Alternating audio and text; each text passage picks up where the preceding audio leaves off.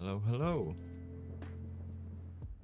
All right. Oh, yeah, Faustino. How's Faustino doing? That's a great question. Oh. Okay, so the game has indeed started. And so Kostya opens with knight f3. Kostya is playing a GM today from India. So he's had a tough one with the GMs. He had a GM from Uzbekistan and then a GM from India. In fairness, he was crushing the kid from Uzbekistan. I say GM, actually IM, but a 25-30 IM from Uzbekistan.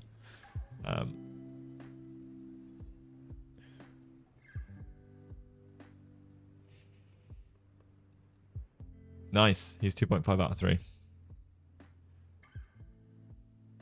Hello, as I get a 30-second effort. Sorry. Got it.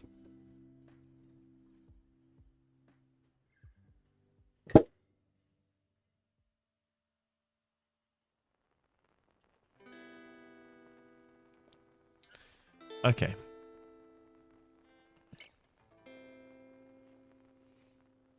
So we get knight f3, d5, c4, and we get an Agincourt defense against the English. So I play this, which is interesting. And that is where we are right now. So this will be instructive for me.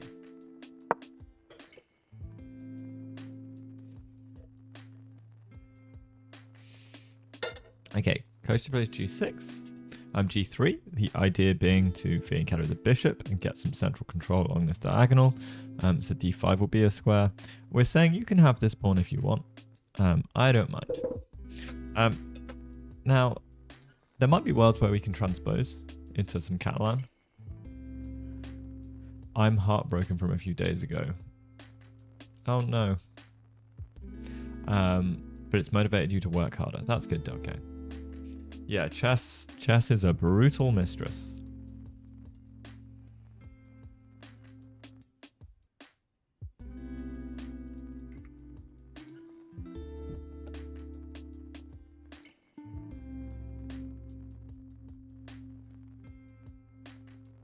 You got it. You got it, though.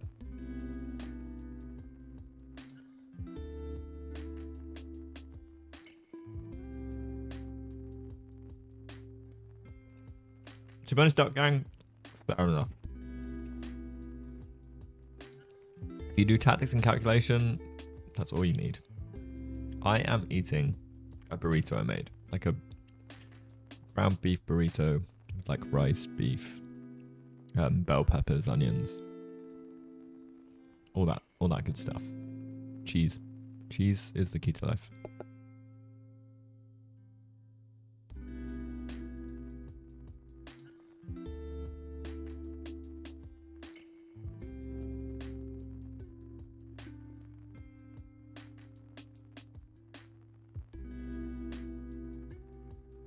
I'm unfortunately lacking the spicy stuff. I ran out of my my hot sauce. Sad.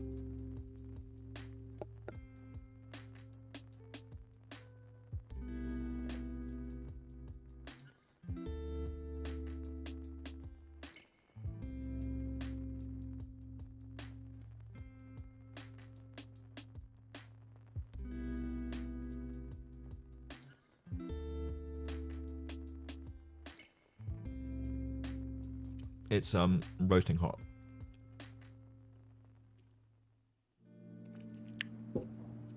Huge mistake by me. Huge mistake. But I'm so hungry that I will suffer the burns.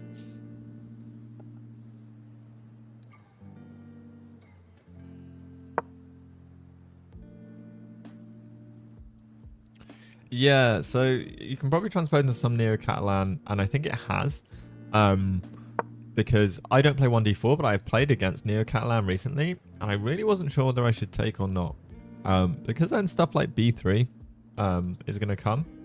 So if we don't take now, I would assume like b3 is a thing. Like bishop e3, b3, or I mean all castles. Yeah, because if you take now, we will probably just castle. I mean, there's queen a4 check to pick the pawn straight back up, but you get some development with it. Which I'm not like a huge fan of.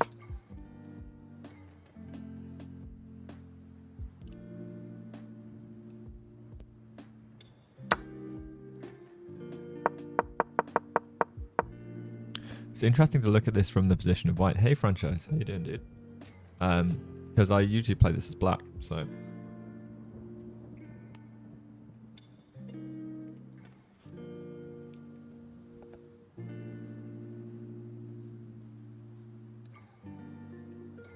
You think you've had some crazy nuances about being able to play D2 to D3?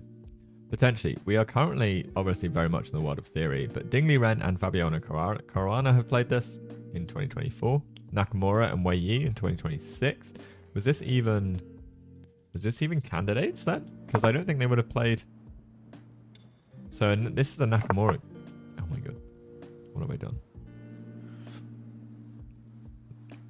Yeah, there's a Nakamura Wei Yi, which 2026, which must be the candidates. So,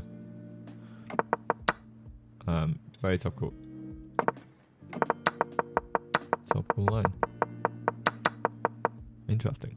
Sorry, I just blitzed through that. But Bishop E7 played.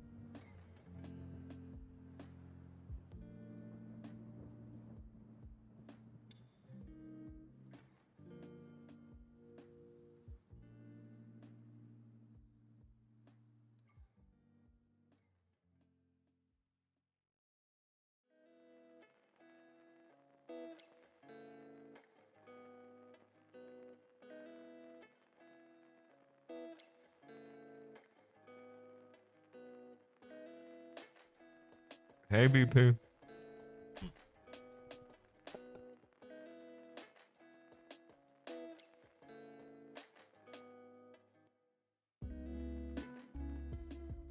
All right.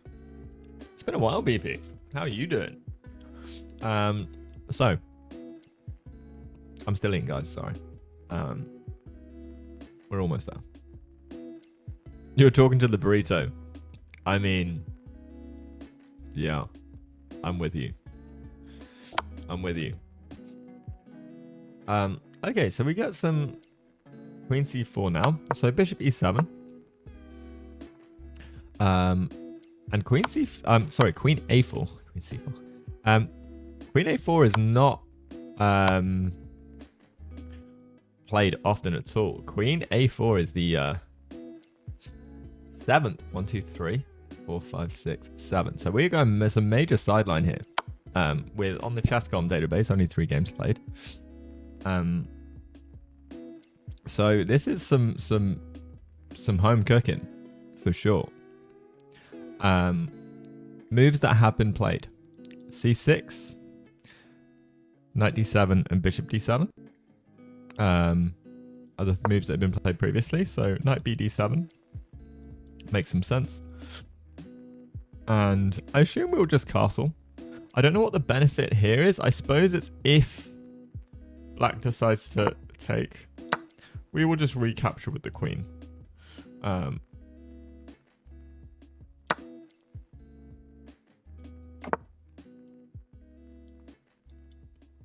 Castles D4. Something like this. Something like this.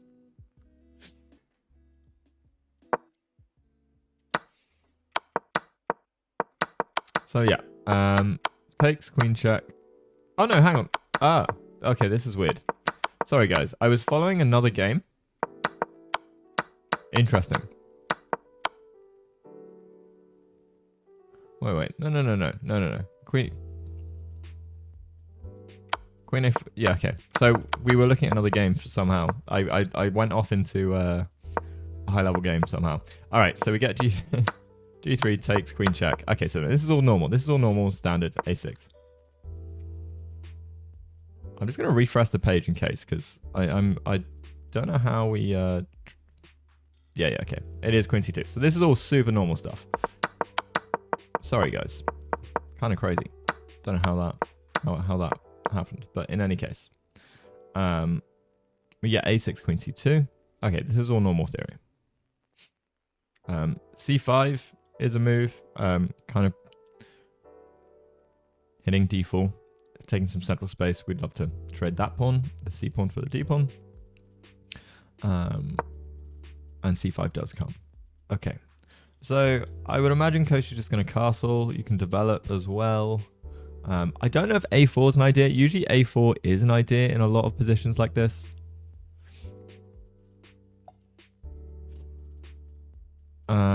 Yeah. Maybe he's trying to bluff his opponent, Sam.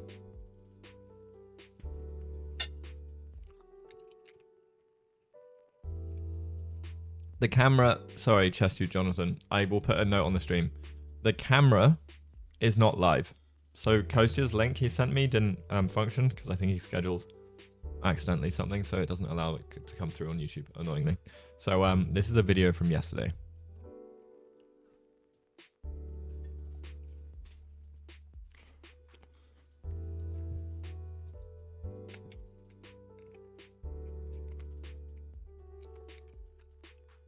So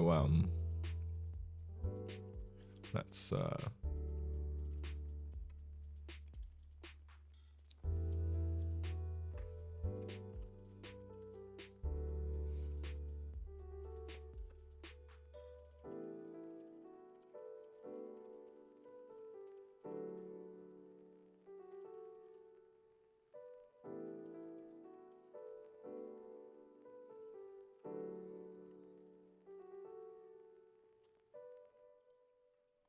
something like this.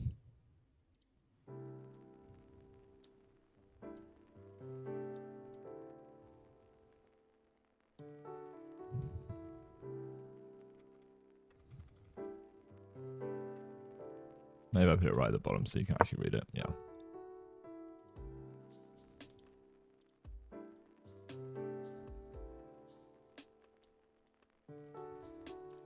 How's that? It was round 2 from his posture. Well.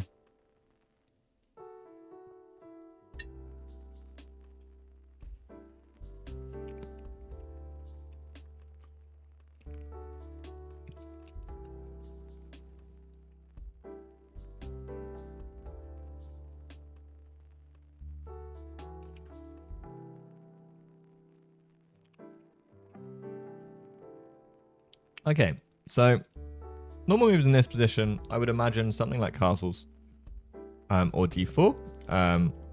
Castles is obviously trying to remain safe. Maybe there's bishop b6 to get bishop b7, challenge the light squared bishop. But also maybe there's d4 takes, knight takes, because we're getting development, although we're giving a central pawn for a c pawn. b5 is what the opponent's opts for. Okay. After castles, so castles, and we're looking at b5.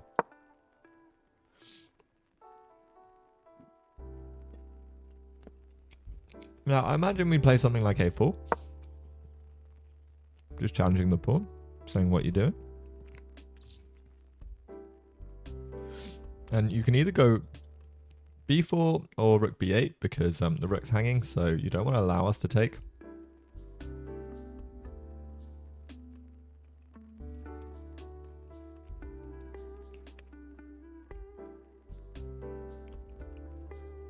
I think rook b8 seems normal. ab5, ab5. Then we try and strike in the center again.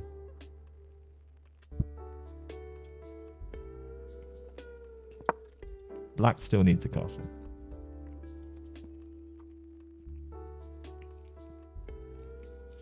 Hello, Eskia.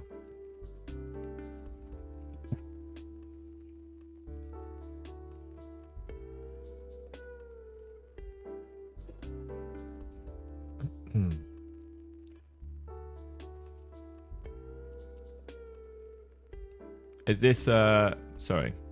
What is this, Sam? Can you give me some context? You looked at that a bit. I mean, we changed the move order. So we played Reti.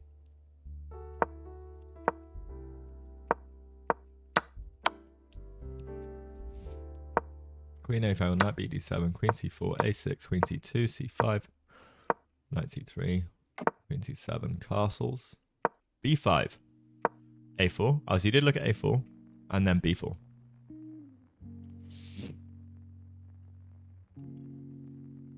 So if we're expecting b4,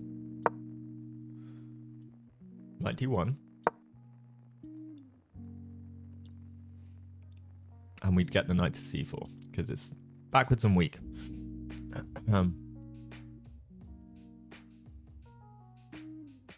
Bishop b7, knight e3, bishop e7, knight c4. Sure. Hey, chess streams only. Welcome in. So I'm also recently been starting Silman's How to Reassess Your Chess.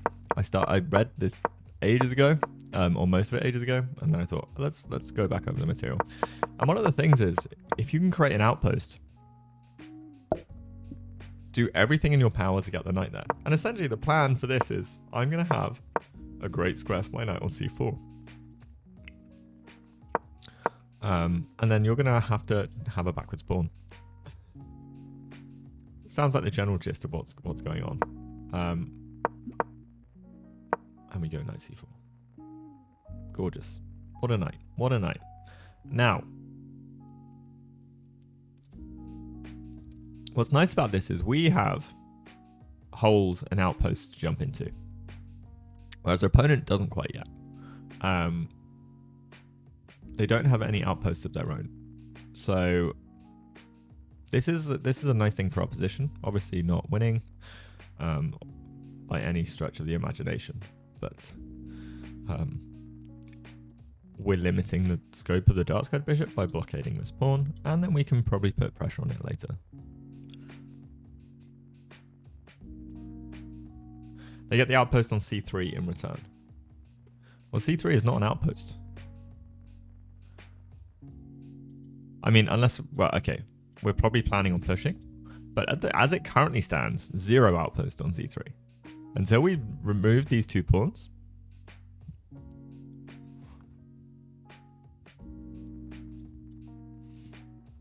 well, b3 and e3 still not an outpost. Not yet.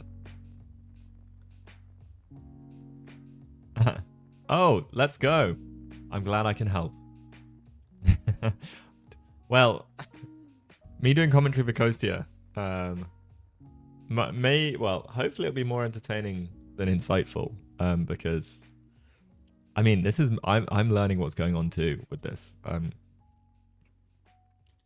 all right, so we're expecting b4. Now, other moves that we can think about are rook b8. The rook b8 makes sense. We probably want to take on e5. Maybe there's a world we could play d3 and we have the same idea. But maybe just a lot worse, a worse version.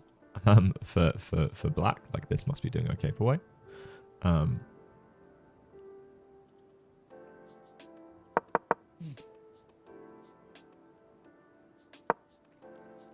What in the 960 is this? It's called chess. So rook b8 will be of consideration. Our opponent has not played b5, b4 yet. Now I wish I could see the camera feed right now, but unfortunately, not today. Because I love seeing the body reaction and language, because that's something everyone can understand.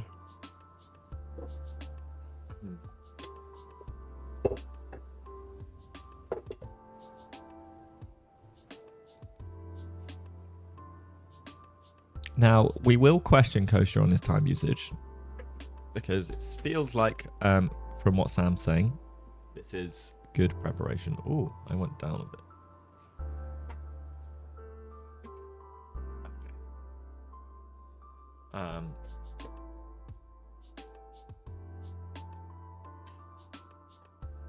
It's a Neo-Catalan.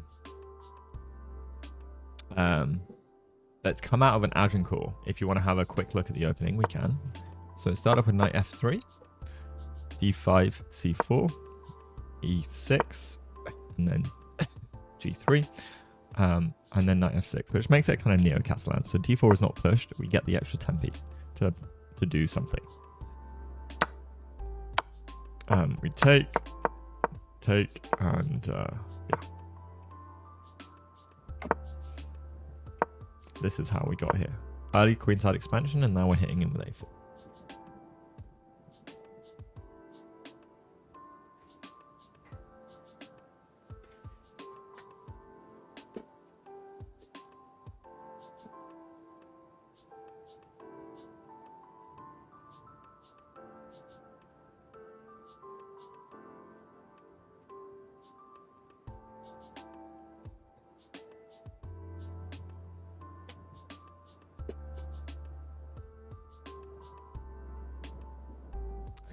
Sorry, adjusting my chat. Yeah, I wonder, again, it's a shame not having the camera feeds to see what's going on, but his opponent's having a bit of a think, which is good. So far, Kostya spent 4 minutes on knight f3, and then 5 minutes on g3. So I don't know whether at the first move he was just late to the game. Maybe he's trying to sort out the camera stuff. I don't know. And then just went, nah, oh well. But I don't think there's much he can do. Or I've got a contact with someone, but I don't think there's much they can do without access to his phone. So, unfortunately, no feeds.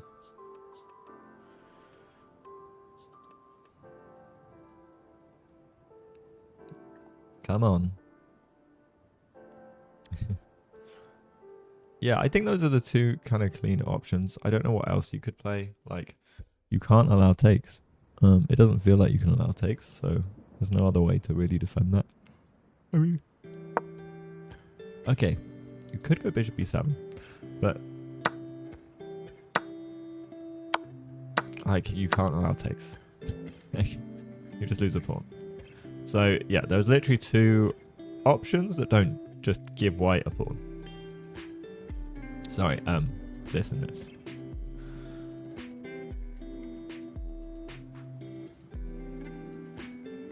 I always wonder what goes through people's minds and stuff, because they probably know the responses, but they're trying to figure out what kind of game that they want.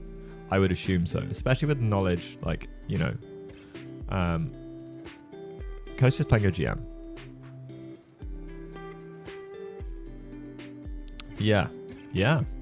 I mean, that's a good sign, but it's not everything, you know. These are strong players on the database, I would imagine. And looking at it as well, it's a huge win rate for white, but white is always seemingly completely outrating. Babby's played this a lot. Benjamin Box played this, I'm guessing, a lot in Title Tuesday.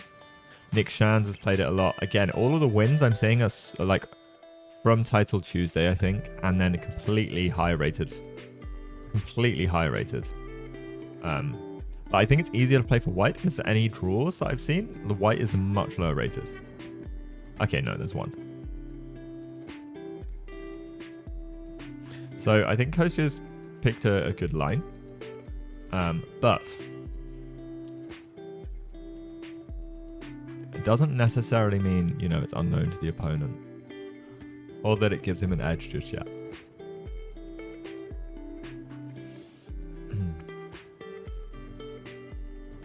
So let's do our first round, because I didn't ask chat about this, of human evaluation. Now, white has the little opening edge, so I'm just going to pop it there.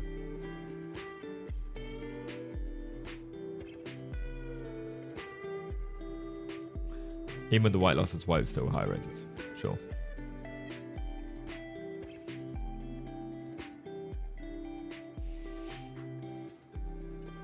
You didn't specifically prepare just this line, so it could be possible that Kostya was just trying to recall some things and wanting to make sure. Sure. I mean, knight f3 on move 1. Taking 4 minutes.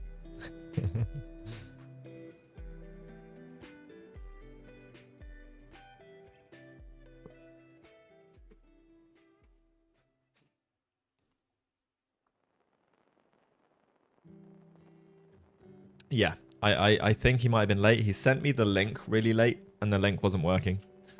And then he didn't fix it. So b4 has come. So let's go. We love to see it. So ideas, as Sam suggested, b4, knight d1, knight e3, knight c4.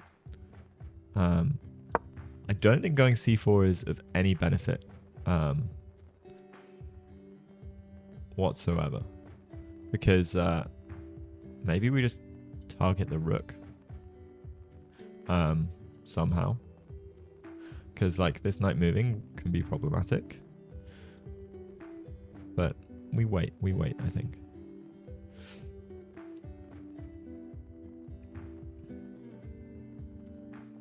So, c4 just generally feels like a bad move to me. The pawns feel like they will fall. Way too weak, right?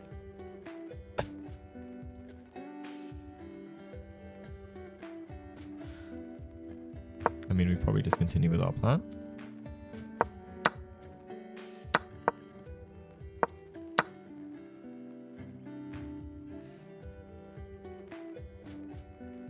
Although the queen is weak, so you're not actually threatening anything just yet.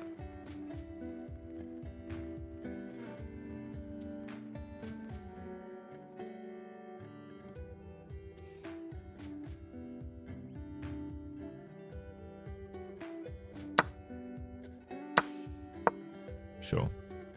And we're just gonna we'll target this. Maybe even just rook a3. I think it's bishop here. We need to deal with first, so maybe this takes. So I quite like bishop a3. We get rid of this dark squared beast, and then we take the pawn. Yeah.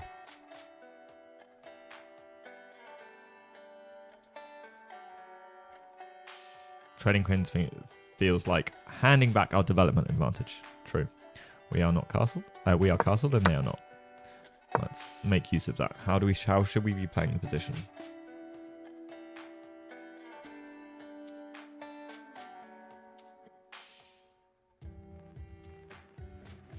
Okay.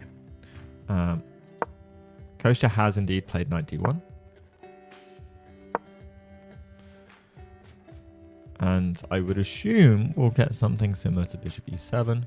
I don't know if a5 is worth spending the time on, to be frank. We can hold on to that move.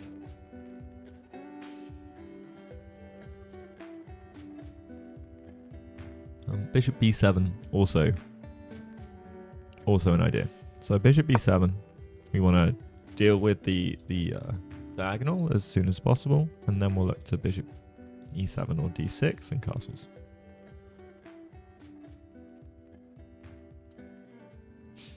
Yeah, it took Kostya 18 seconds to play knight d1. His opponent had a 10-minute think on b4 as well.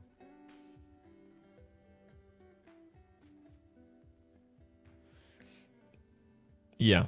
Well, my qualm, I mean, especially if we're trying to get a knight to c4, so I guess if we do this.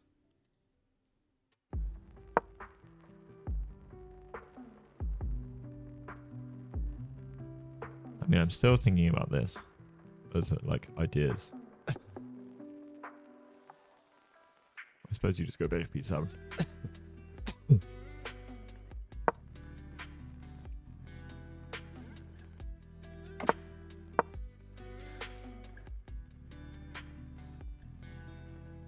And it also stops on knight d6.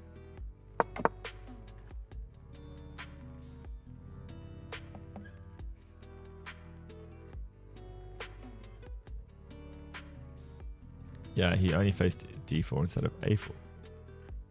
Okay. Right. Oh, so you were expecting b5 as well and not takes. I guess you looked at both. Sam, the opening guru, in chat as well.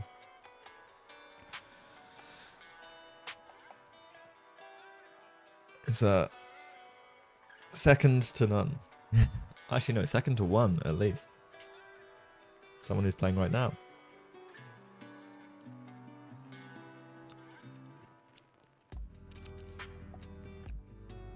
See what I did there? I mean, Sam can be second to me if he wants. Opponent's thinking again, which is good. I don't know what he anticipated. Maybe just trying to figure out the position. Again, bishop b7, a5 do seem like natural moves. Bishop e7 feels like a natural move, but it does feel like it wastes some time right now.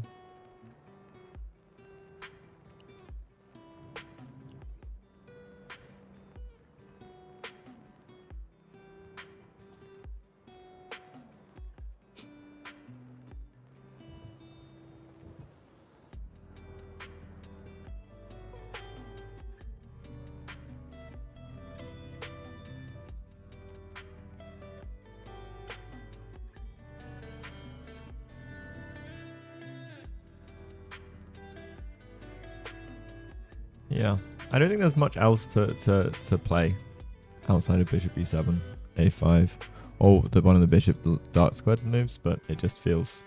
It feels not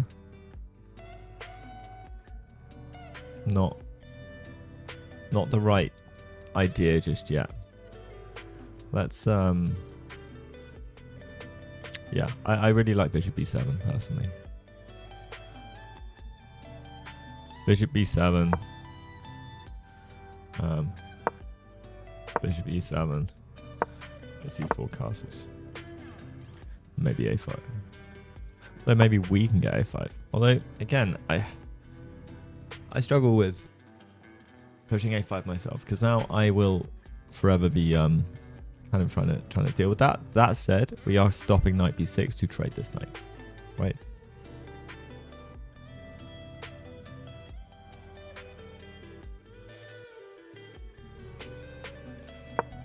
So the question is like, what do we do if we don't want to go a5? Because we could go b3 as a developing move, a5, bishop b2.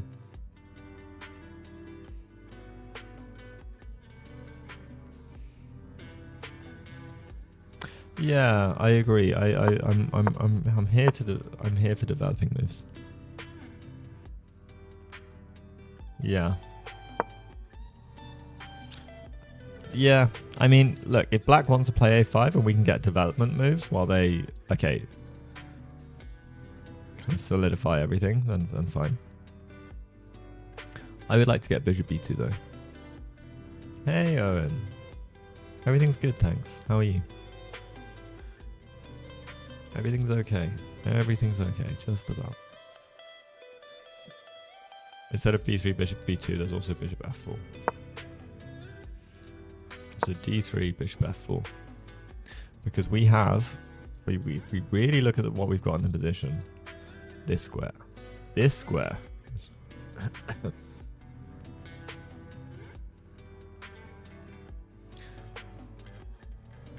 Really nice. But what about things like d3 and bishop f5? You don't want to close the queen side yet. a5 by white seems useful to keep the weaknesses on the queen side. That c4 knight is crazy strong. Yeah, it's a really great square. e5 is the position, so it's hinging around e5. So this is a key square.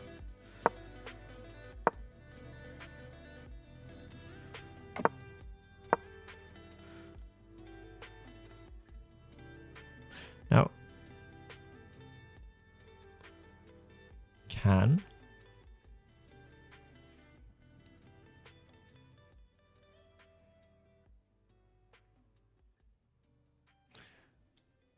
we push e5? Knight takes. Probably not because of the bishop, right?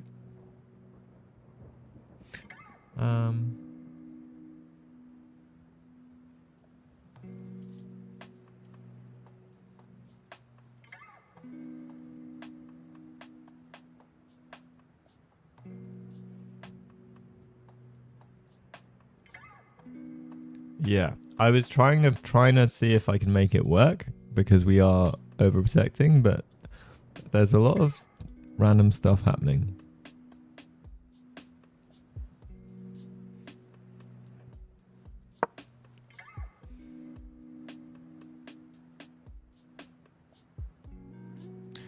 I don't think we can take.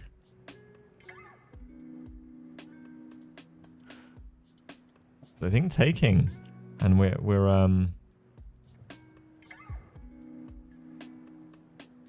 oh, you think e4 now? That makes a lot of sense. Yeah. And also there's no like annoying bishop takes, king takes, queen check stuff to get out of any like bishop f4 pins. Like that's what I was trying to figure out.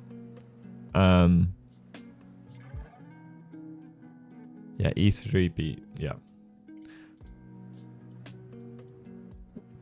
It does feel like that's a lot of time.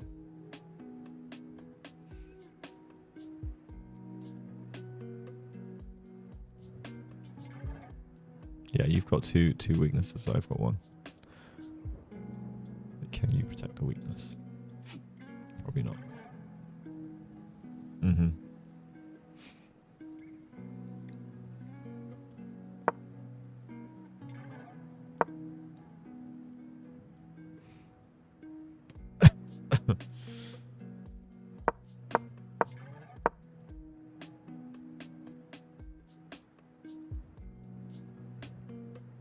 Yeah, because my plan with e5 as black was to go e4. So if I go e5, e4, then no, because you can't take e5. I don't think you can. Now, maybe bishop g5, and then you allow this e4, and then I use it to go bishop f4.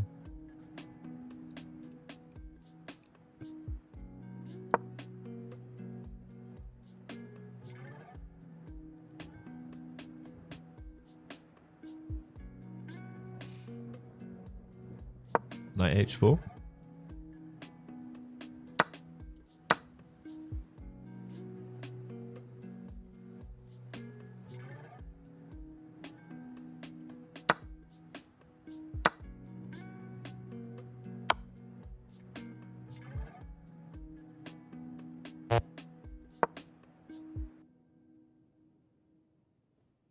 I don't mind this. I guess we got rid of our strong bishy-bish. The knight's going to have a really nice square. We own d6.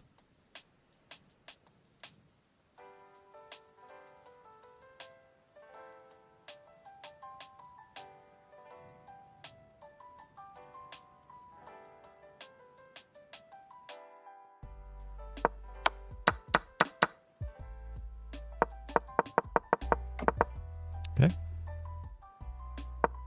Live position. Okay, bishop b7 played. No. Come on. Oh no, this is the position. Okay, knight c3. Yep. No. Okay. Kostya played b3. He did play b3. So our opponent spent 7 minutes on bishop b7. Kostya responds with b3 instantly. 45 seconds. I say instantly, but like quickly.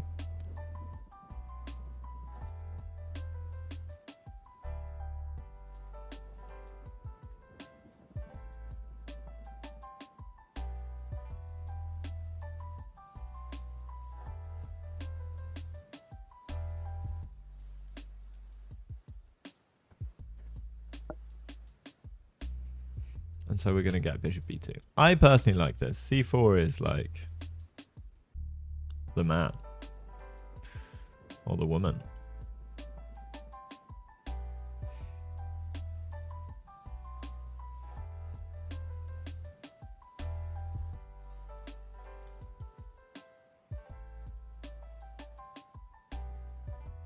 c4 might just decide the game. The c4 square or black being able to push c4. Yeah. Or c5. The lack of defense on c5. Or the blockade, so the dark squared bishop is useless. If we get a knight on c4, then bishop f4, we're chilling. Or bishop b5. So knight e3, knight c4, bishop b2, bishop e5, queen c8. Ugh. There's no knight b6 yet though. But a5 hasn't yet been played.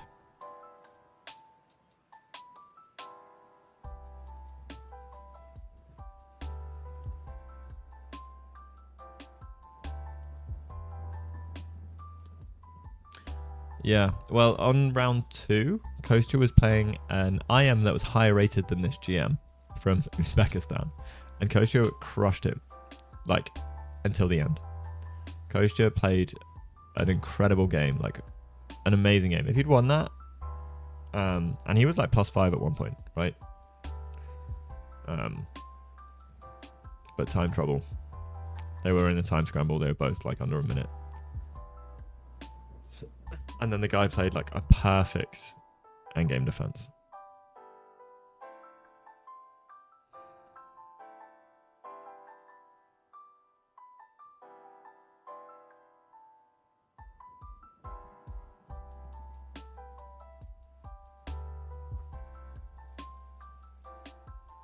Okay, I'm going to top up my tea. 1 second, guys. I've got a...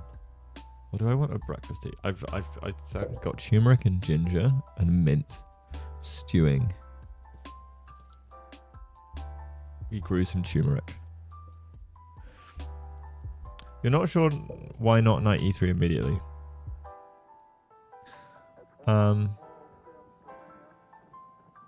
Yeah, because I was wondering if... Well, actually, I'm not sure. Because now, I guess, are you worried or thinking that knight here might prevent some of our plan? Or do we just expand with e4 anyway? Probably. Although e4 feels like a obscure move to play. Ah, knight b2 also can happen. So it doesn't really...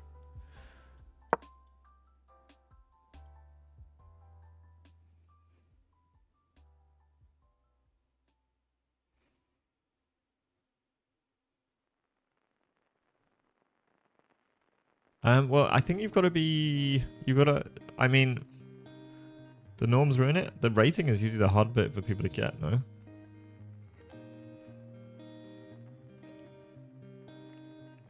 Haven't you got to be 2550 to get GM? Or is it 2500 with a 3 2550 performance ratings or something like that?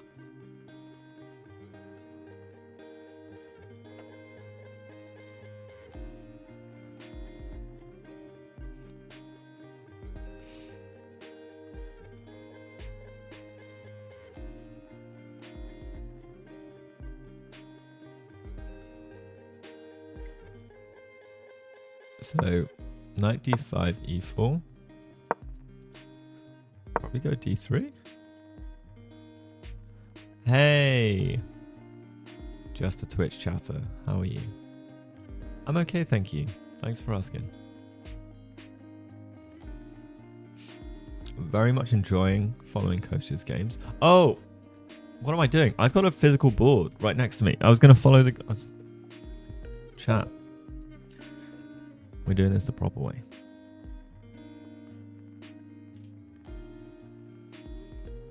Because I think I see things better. OTB. Sometimes.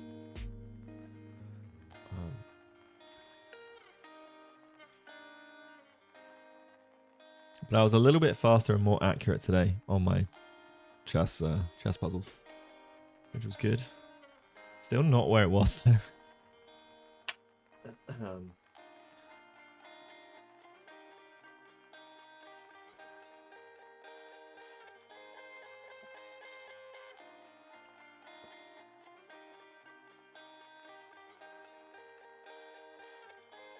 Also, let's put this on the live position, not the speculative one. Knight b2. Yeah, knight b2 is also possible. On knight here. We don't have to make any committal poor decisions. Wow. So knight e5 played.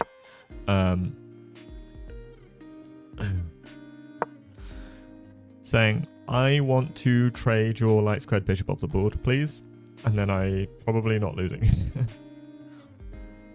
So I think this feels like a safe way to play. We're covering the c4 square. But we will get rid of the bishy-bish. And that's unfortunate. But we could still go knight e3. But on something like knight takes e5, you get bishop g2, king g2, queen takes e5, and then we'll go knight e3 looking for knight c4. Oh. I will not do this. Ah, yes, I will. Because I was like, oh, I trapped the queen. I died, but can we... Can we not just trap the queen? This is a little queen trap, guys. Okay, you can get 2 rooks.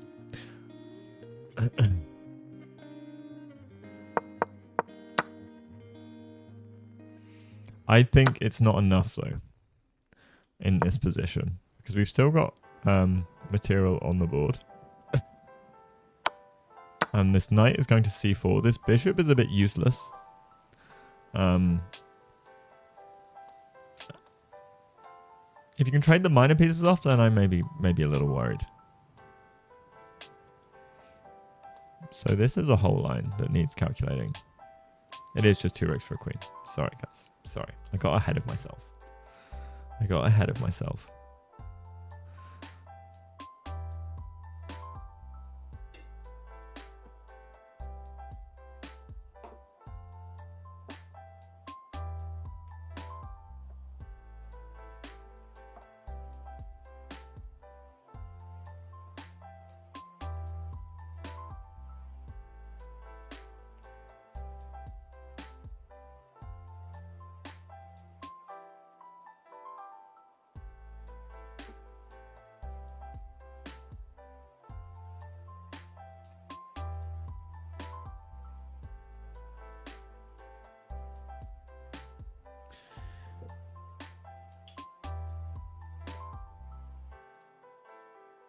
Okay, I've set up on the board. Good morning, beloved bookkeeper. How are you? The game is going well so far. Kostya's opponent's been spending a chunk of time. I think it's an interesting opening choice. We have just been hit with e5, knight e5, which might be forcing a lot off the board. So we'll just go back to the live spot. So b3 and knight e5 were played.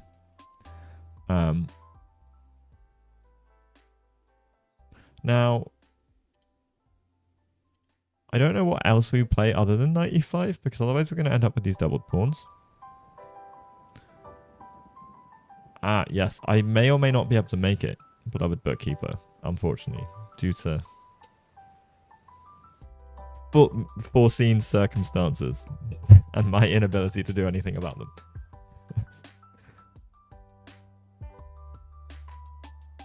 Now we're 100% out of book.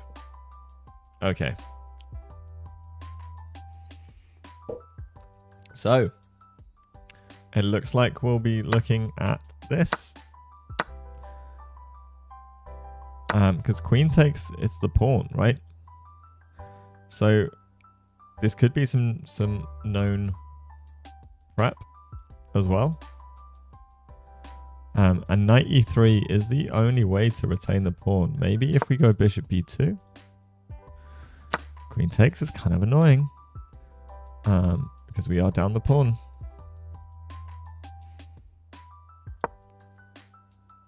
We still try and get our knight to c4, but this is going to be a really hard pawn to defend. I think this is not going to be too important anymore. I could be wrong on this, because the knight does do a good job. But the file is just going to be hard to do anything with. This is a big block on our position.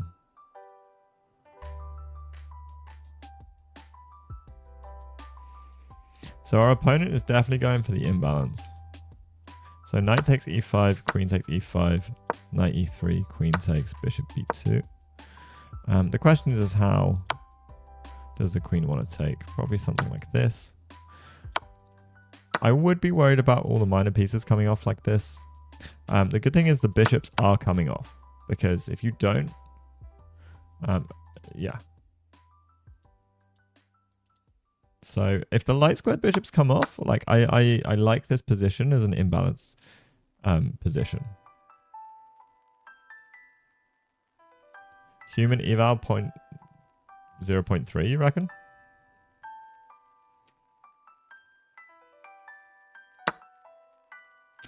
Yeah, okay, chat. Where do you think the evals at?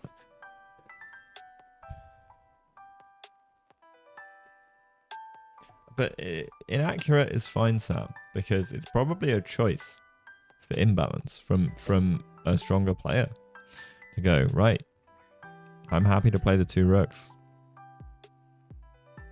Come at me.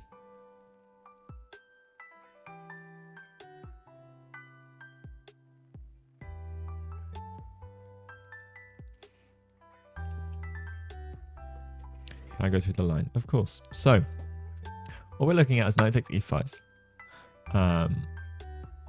Queen takes e5 attacks a pawn and a rook. Now, don't get me wrong, there is some bishop takes here as well. So we've got to think of this. So after knight e5, the first thing we have to do is bishop takes g2 actually. If we go queen e5 first, it's not good. Queen takes. Sorry, bishop takes, king takes, queen takes. And now the queen has a double attack. Very annoying. Now, if we go knight a3, we give 2 rooks for the queen, because the queen can't go anywhere.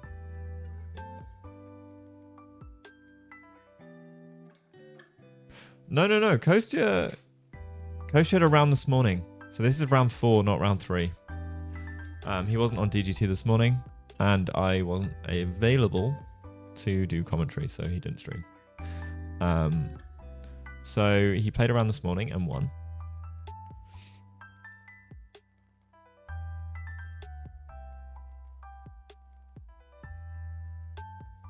So yeah, he won the first round, lost the second round. I'm assuming won the third round because he's 2 out of 3, and this is round 4.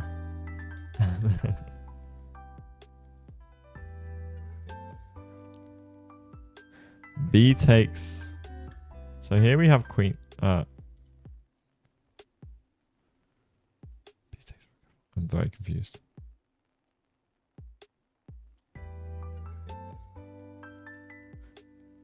Sorry, just a Twitch troller. Oh, knight takes e5, bishop takes g2, knight takes f7.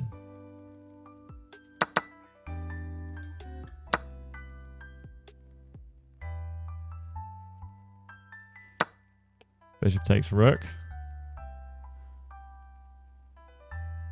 I don't buy this. Nah.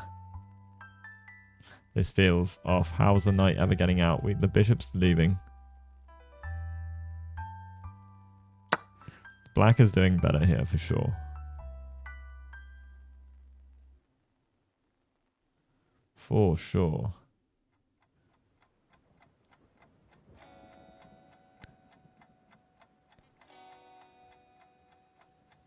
Queen g7. What?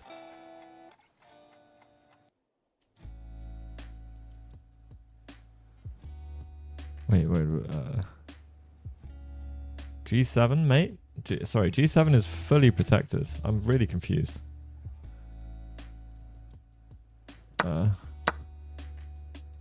What? I was thinking you could go bishop back here and just try. This is what I'm saying, but like, maybe not. The king. Yes, maybe this is actually terrible. For black. So because the king is very open, and that is a big factor.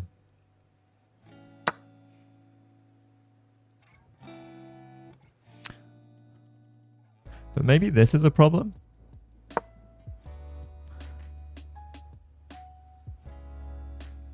Because we're gonna try and mate.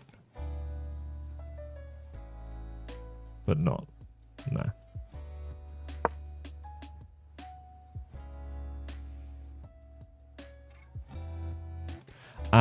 But hang on. So we play takes, knight takes. Then I'll go queen here. So if king takes, we mate on h1. So you've probably got to push f3.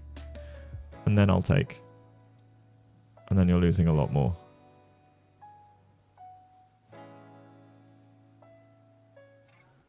So, yeah, for example. Whoops.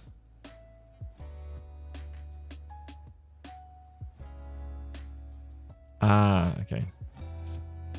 Queen b7, knight e3. Sure.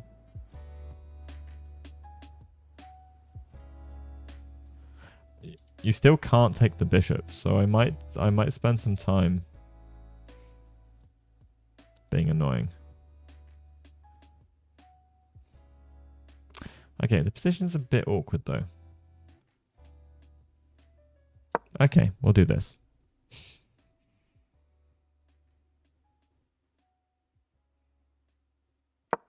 No, if he takes the bishop... Oh, with the knight. If he takes it with the knight. Yeah. Nice, Oscar. Okay, no, maybe this is interesting.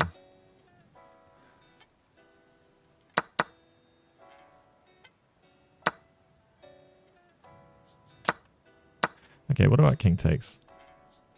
And then we're still going to have maybe the same issue.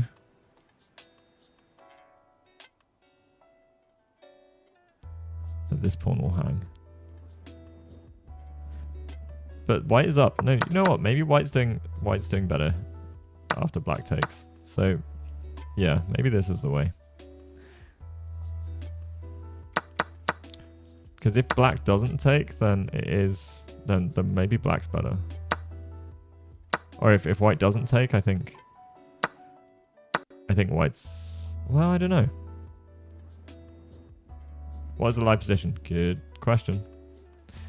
Still on knight e5. Still on knight e5.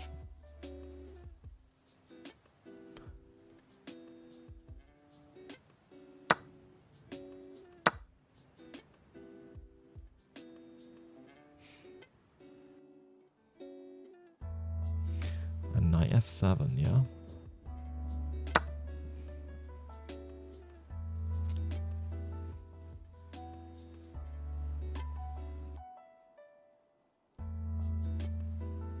You know what?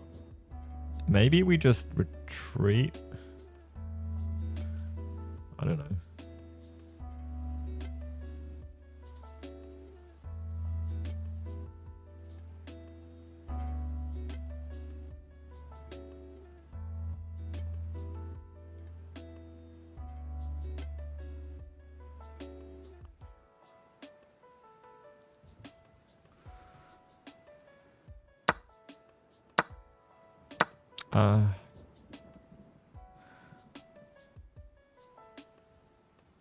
I know.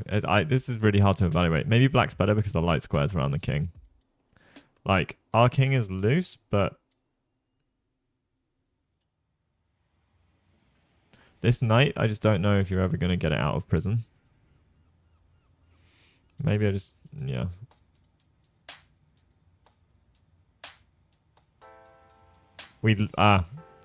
You know what? We do something like this, long castles. Oh no, sorry. D4. We have to do this first. And then long castles and bishop moves is coming, right? Yeah, I think this black's better. Okay, so Kostya has played knight takes e5. Let's go. After 13 minutes.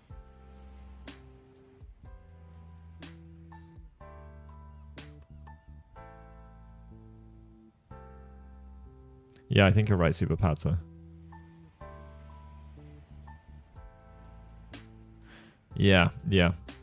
And BP. The light squares are too juicy for black to allow them to have a light squared bishop. Oscar. White is definitely pushing. Oh, also YouTube chat. Sorry. Let's just make sure. I haven't been looking at the old YouTube chat. There's too many chats, you know. Okay, no one from YouTube has chatted. At all. Good stuff. Good stuff. Nice chat.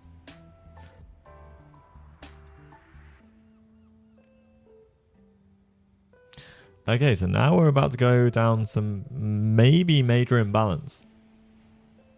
So, Kostya spent 13 minutes, and he might be up for this. Knight e3, queen takes. I guess king takes, so we can get the knight to e4 ASAP.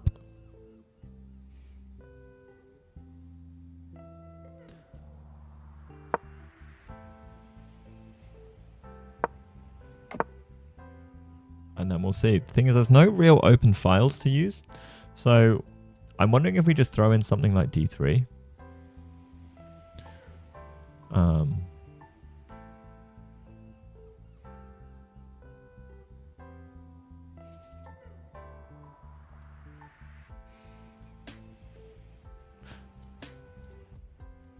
Maybe there are worlds of us doing a5 knight b6, but I don't think so anymore. Here you would take white. Your day is saved.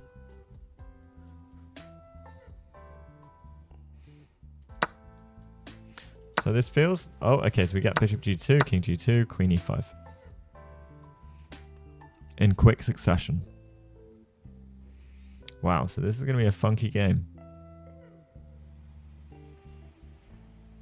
The guy from round 2 would say minus 1 in this position. Okay, guys. All right, so now crunch time. What do we think the eval is?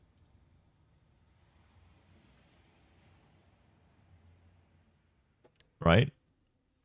Do we take the 2 rooks? Plus 0.4 from Sam. Anyone else? Any more? Oscar? BP? I'm about to punch in some stats. It's probably not this high. 0.2 from just a Twitch chatter. Okay. 0.47 from Oscar. All right. 0.4, 0.47. If we take the 2 rooks, you definitely take white. Knight e3 played. Let's go. We're taking the rooks. We're taking the rooks. This is huge. Sam's an IM today. Yep.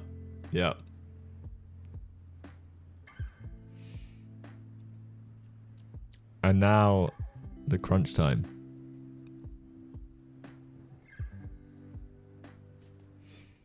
I think he's going to go. You don't think he's going to go queen takes a1? No? If he doesn't go for the 2 rooks, how do we feel about the position?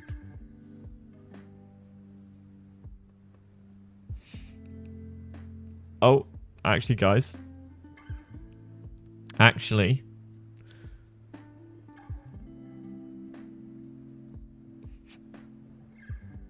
Bishop e7 has been played once here. Boo. But there's no light squared bishops on the board anymore.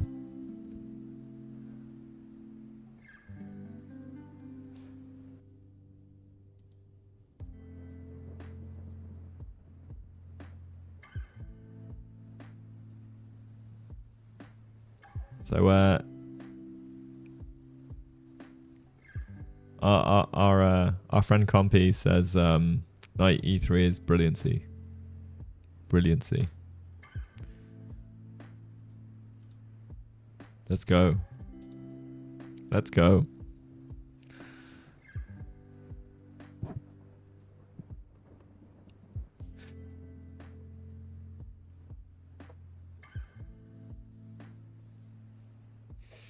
How do we put... am I able to put... I don't think I can do... It lets me do it on the... No, it doesn't. Sad. I want to be able to put brilliancy on the board, you know? I want to... Why you no let me, huh?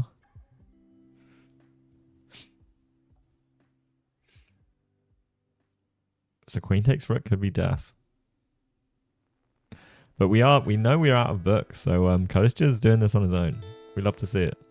And he's like, I'm still getting my knight to e4. So his opponent might weigh up the decision and spend a little while weighing it up here. He has 2 wins and a loss.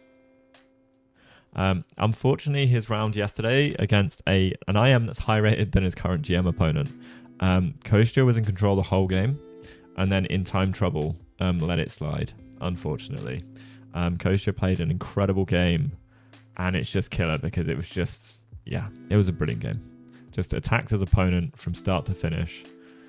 His opponent had to end up giving up his queen for 2 pieces, and then proceeded with under 2 minutes on the clock to play the most accurate end game. So you think that eval's closer to +1 if queen takes a1? Well, that's what I want to put the brilliant move, but I don't know how to. It's not letting me do it. I used to be able to like right click and like command right click or something. Kosha's levelist play has been awesome. All right, so rook d8 played, which makes sense because we've got time to develop and put pressure all at the same time, which also means that bishop b2 comes with maybe some small annoyance of this hanging.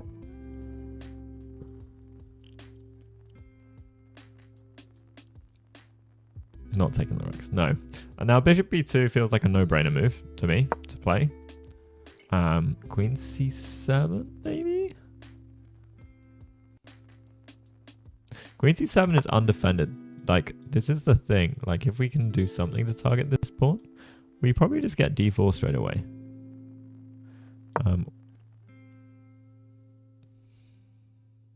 Which I'll be kind of happy with.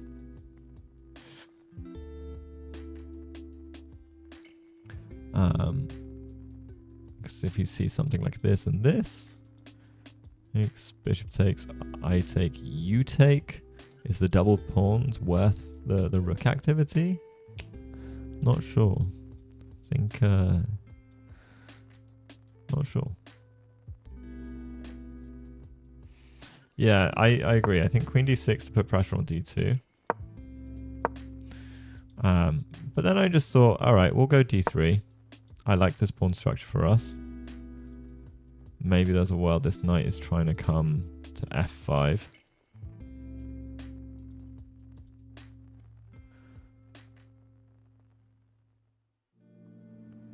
All right, let's have a look. Bishop b2, queen e4 check. Takes, annoying. And then knight c6. Knight c3, is that the idea?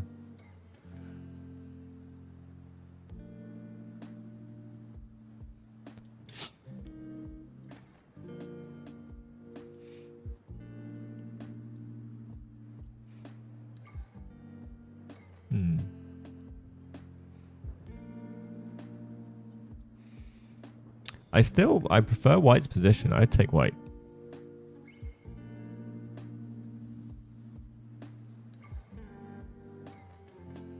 Yeah. c5 is weak, and even doing this,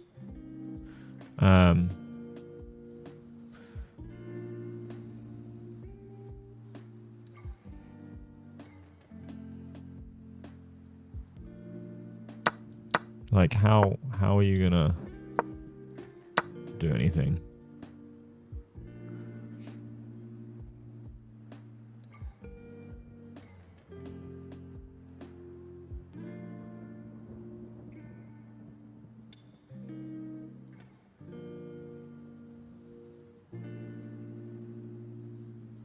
Queen e4 is interesting though. Like, yeah, let's trade. Let's try trade.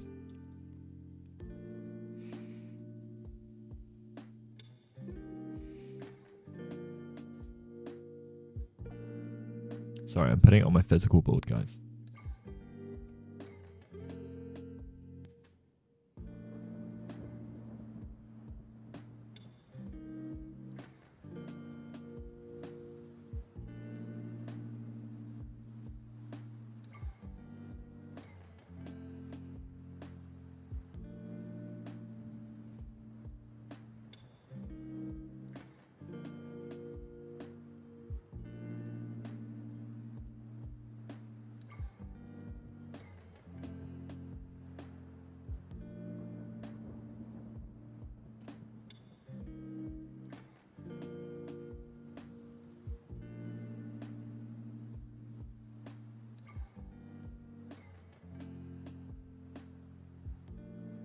Okay.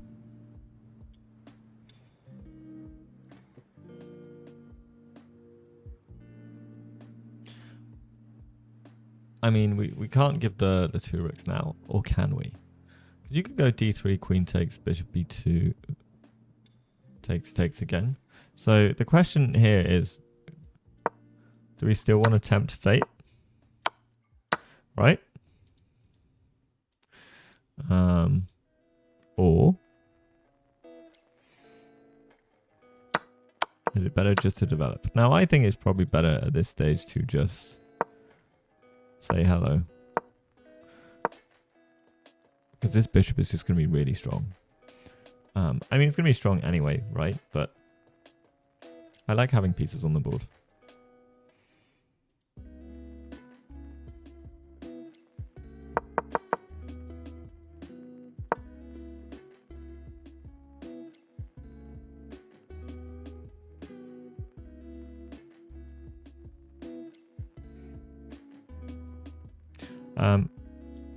Other options are rook d1.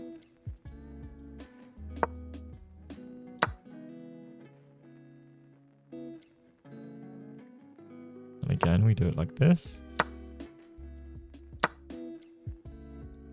What can you actually do?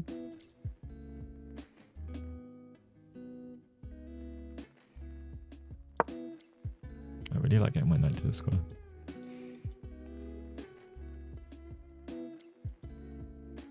This was essentially a Neo-Catalan. So it came out of a Reti into like an Agincourt defense and then like Neo-Catalan variation.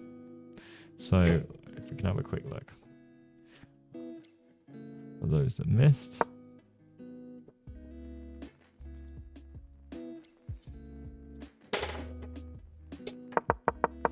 Okay.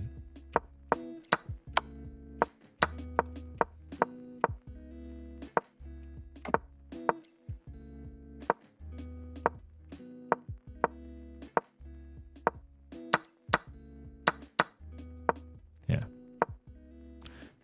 And here we are.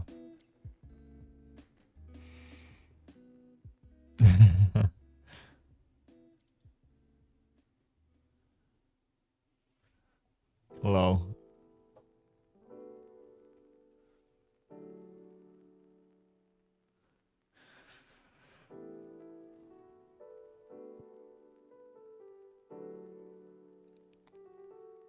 Oh, who's Magnus playing, by the way, today? Because he's playing.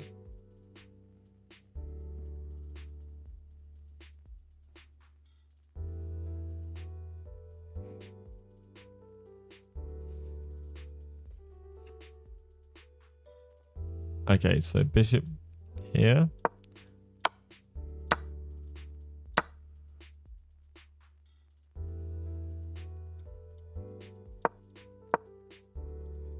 Right.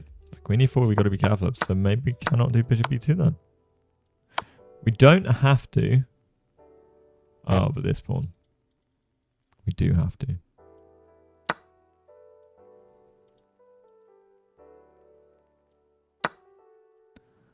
All right, so I have a call. I'm gonna say maybe rook d1 then, because now on queen e4. Okay, we don't want this, but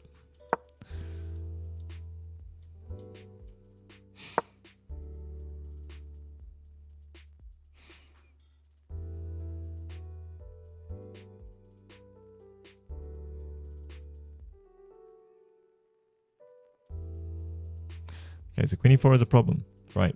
After bishop e2, so rook d1 maybe. Okay. Also d3, and we're saying that if you're ever going to take the two rooks, we're chill with it.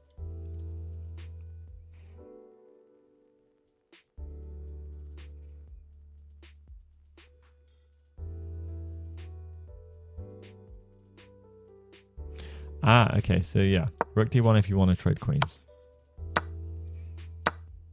And do we want to trade queens?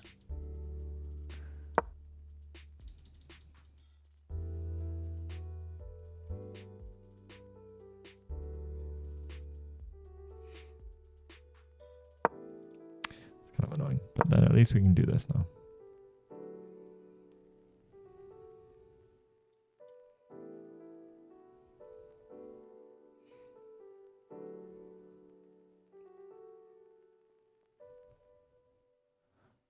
prefer d3.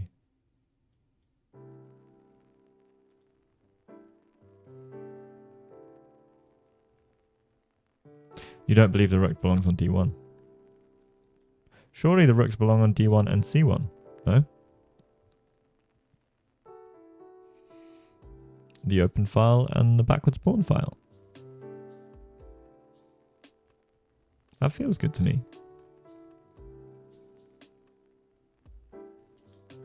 Oscar's, wait, what? Rook h1.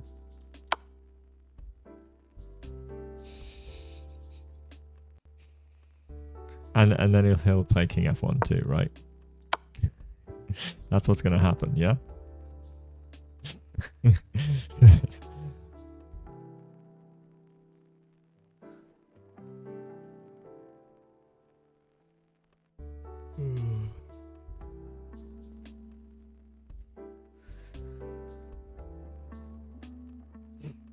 That's unfortunate. Yeah. You meant c2 and c1 for the rooks. Yeah, sure.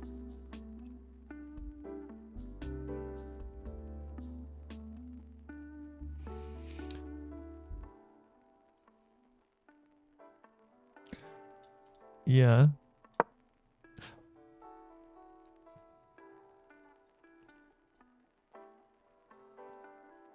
True. We do tend to, it does feel like we lose tempo. But we gain a tempo with the bishop e2 move, I guess.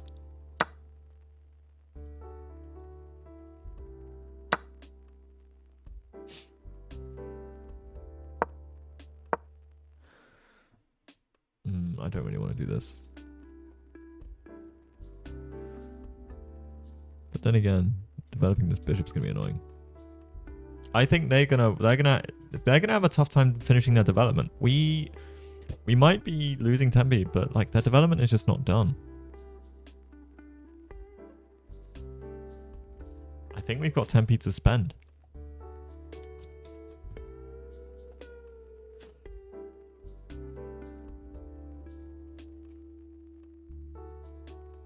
Yeah, but f6 is a waste of tempo, no? I guess not, because we don't need to castle. Castling's a waste of tempo. King f7 is the way. Yeah, I like f6. With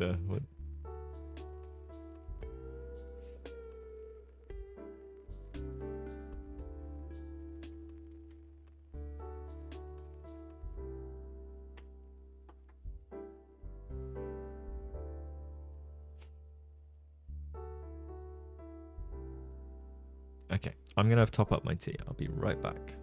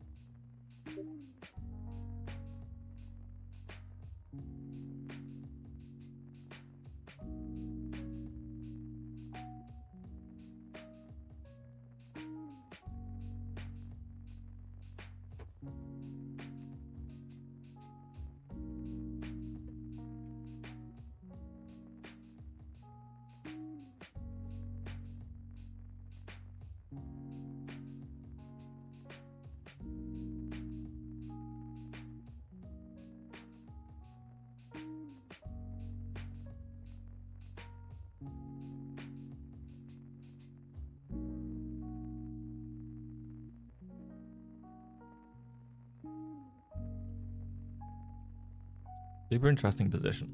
Has anyone got any big databases of chess? You like it? Good, good. We're currently on move 15, and they've used 40 minutes. So, yeah, you have the mega data bit. Oh, did you get chess base in the end, Sam? I'm debating getting chess base. I don't have money at the moment. That's also the problem. I realized this when I came back from Reykjavik, Sweden, everywhere.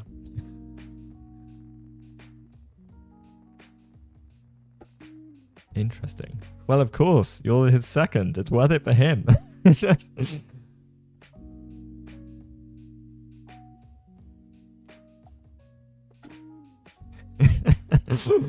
worth it for you. No, it's worth it for him. He's getting access to this. Yeah, I kind of. So is this? Are we in new territory? I assume we're in new territory.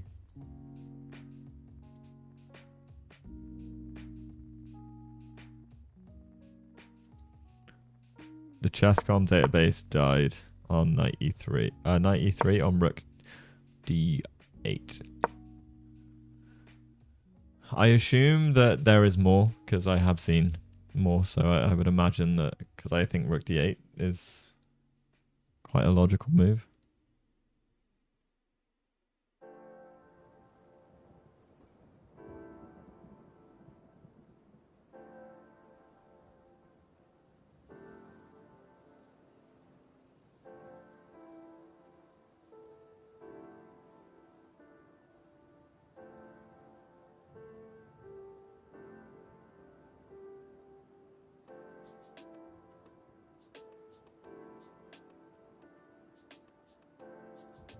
I'm assuming you got it quite recently, because when we were chatting previously, you said you were just using the free online stuff for checking things out.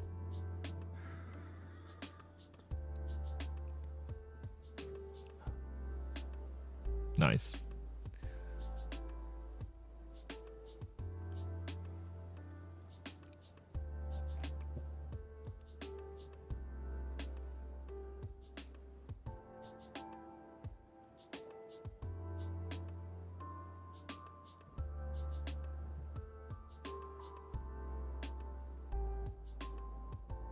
This might be dumb, so hear you out. You know what? It's my favorite suggestion. D4. Rook A2. Okay. Queen D6. You can't play Bishop B2. You might have to play... Oh no, but then we get knight C4, right?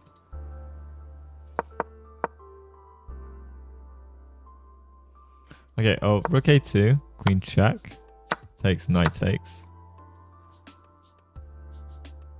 I don't like this.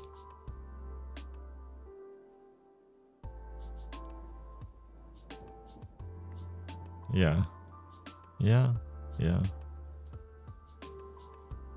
We go knight here.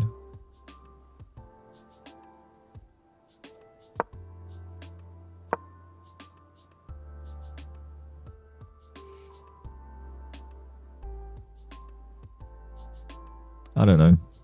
Maybe. Maybe. It's a way. All roads lead to Rome, as they say. Oh, I wish we had a live feed on Kostya. I want to see the calculation. Rook d8 took you out of the mega as well. Interesting.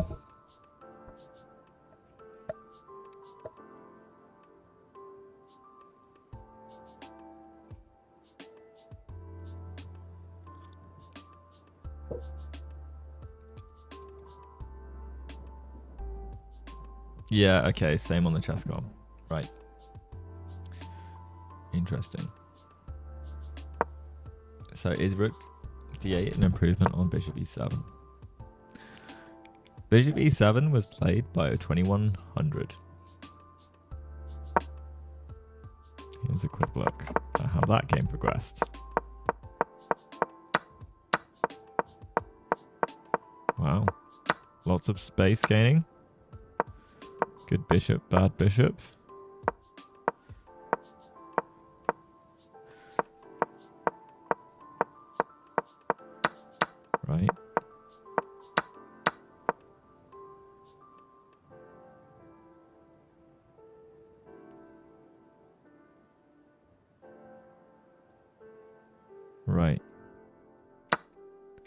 Yeah, I was wondering about this, but this one worries me.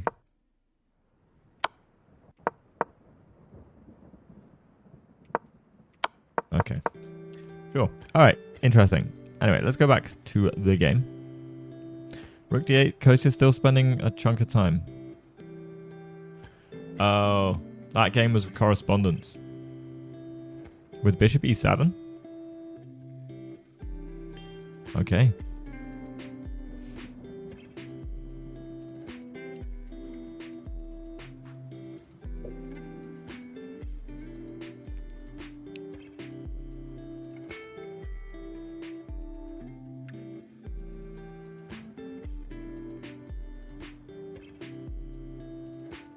Ooh, so you made a tool that CBG. Okay. What's CBG, by the way? Sorry, guys.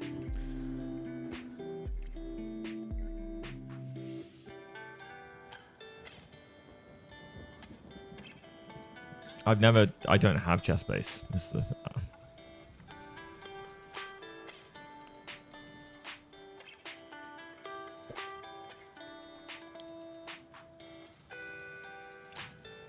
Oh, interesting.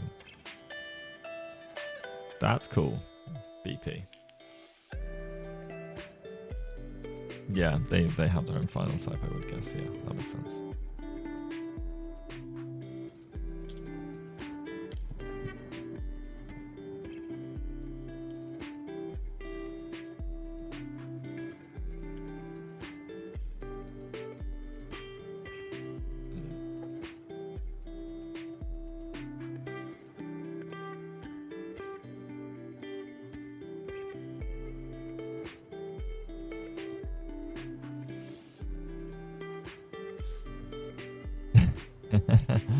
Yeah, yeah.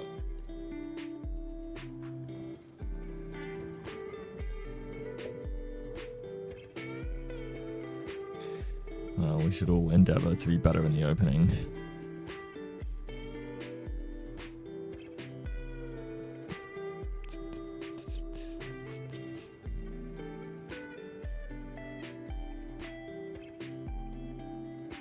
Okay, this is an extremely long thing from Kostya. After his opponent had a 3 minute think. Yeah. Well, he's debating whether I mean, there's a lot to weigh up. Like, can you still try and hang the rook? And the queen e4 check stuff is very annoying. So yeah, I mean, d3 feels logical to me.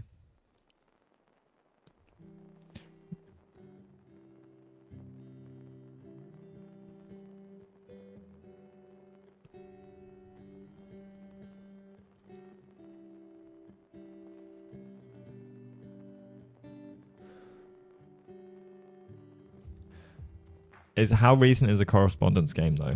Like, and doesn't mean it's all engines, right? There's a possibility that engines were used. Sure.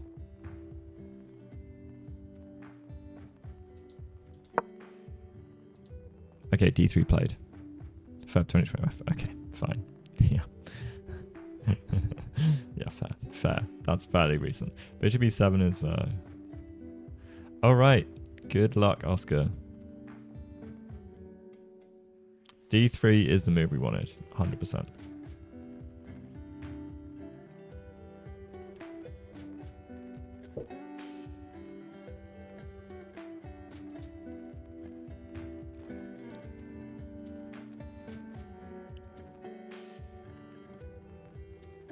So after D3, should black just continue with trying to develop in castle? Should they play something like knight d5, which I would say they shouldn't, for lots of reasons, one of which being they've already moved this piece in the opening. General principles usually stand well, because we're more than happy to just try and take down these pawns.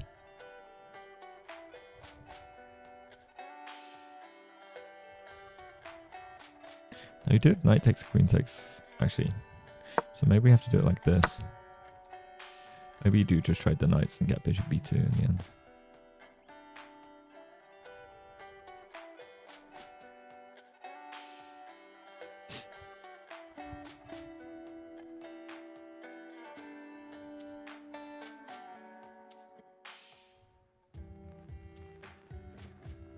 Well, yeah, if he wasn't happy about his time usage against the guy that I am, yeah, because he did get into time trouble, and that's what threw the game. And like knight d1 or knight g1, knight e2, knight g1, knight h3 idea, he said he came up with super quickly, and he spent ages just not going for it.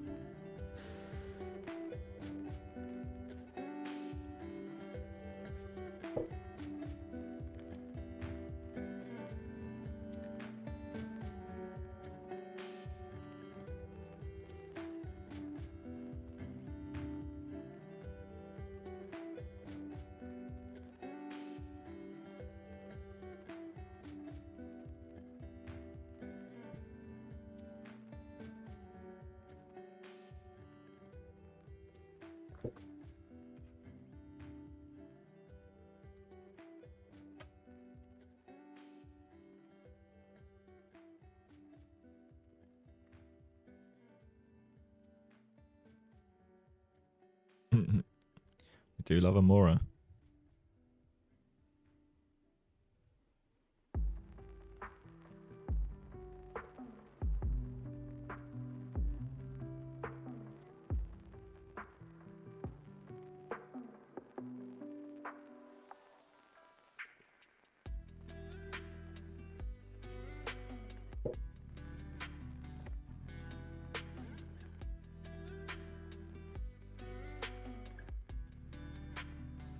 Okay.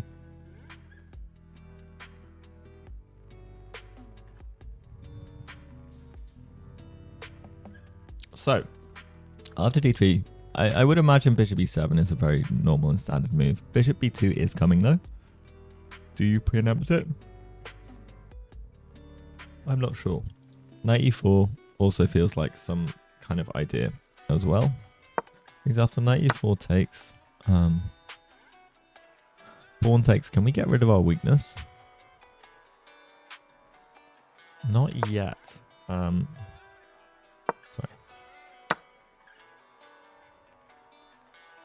But we could close the bishop out of the position, which is kind of ugh.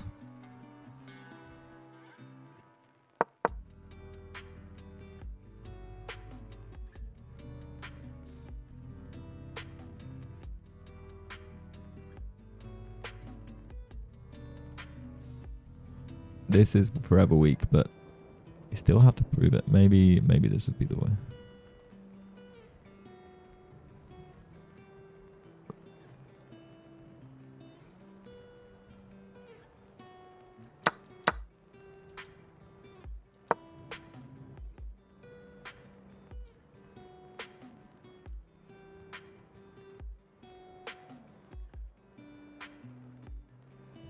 Another brilliancy.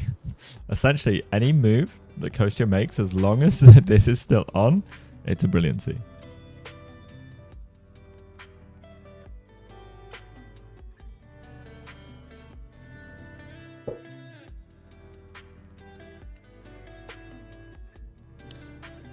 I'm also going to quickly check on Zach's game, the chess nerd, friend of the dojo.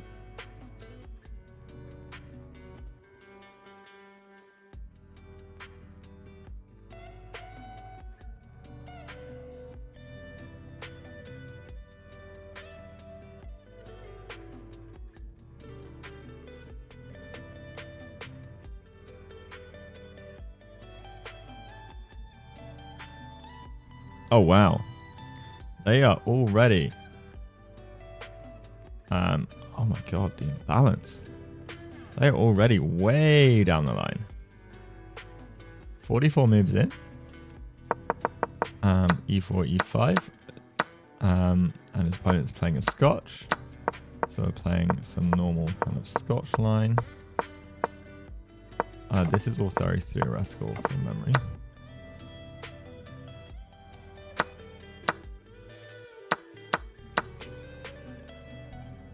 So we're going 2 pieces for the rook. And a pawn. And then we're arguing that we can make this happen. Wow. The space and activity is amazing. Oh, what? Okay, we're trying to trap the bishop.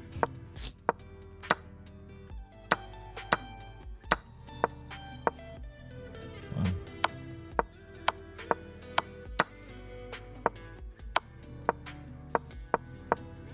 Okay, I mean, this is insane. Are the pawns strong enough?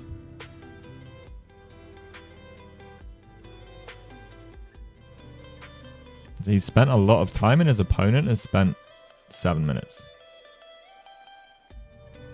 Yeah, his opponent is literally... Okay, well, okay, he's had extra time, but he's blitzed everything. Had a few moves. Had one move where he thought for 5 minutes, and everything else has been less than a minute. That's insane.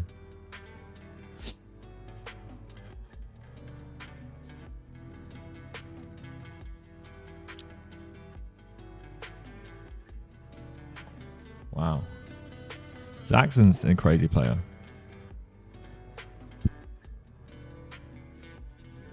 Do they get extra time? Does anyone know? I haven't checked this out, actually.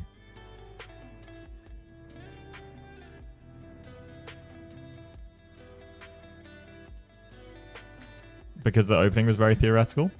Thing is, it looks like his opponent missed a chance, and it looks quote unquote equal.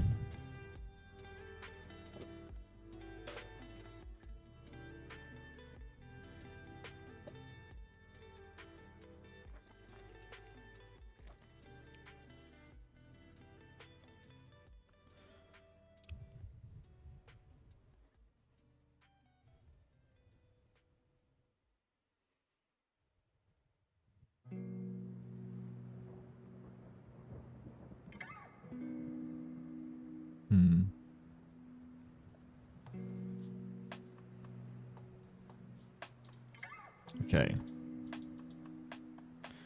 D3 played. That was a 20-minute thing as well from Kostya. I don't know if we'll be happy with that.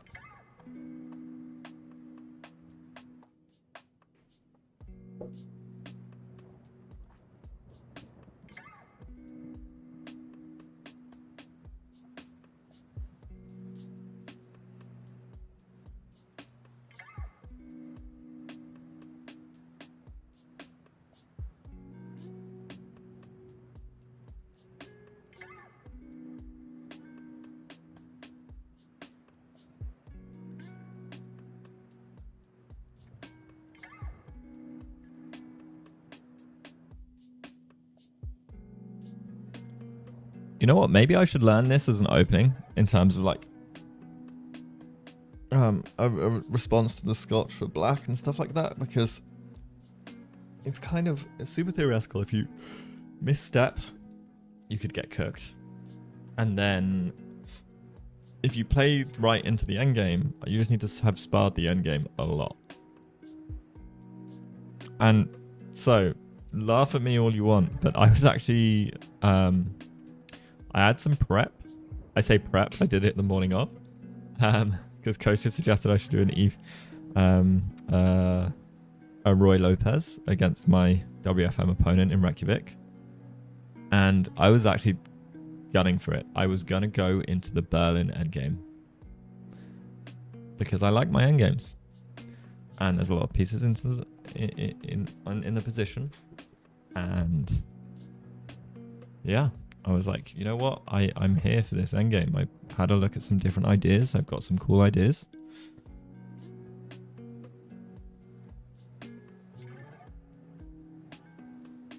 And I just want to play it, you know?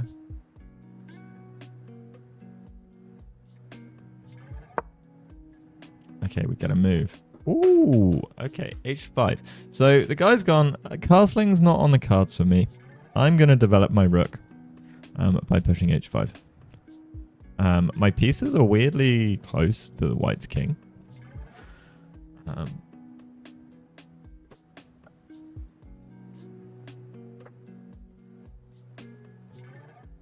Now, another question I have is, can we just attack? Can we still keep going with this kind of thing?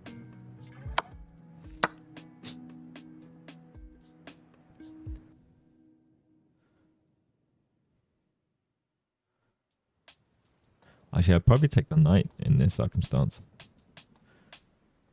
So you probably do want bishop b7 now, because I think on push, I'll just do this.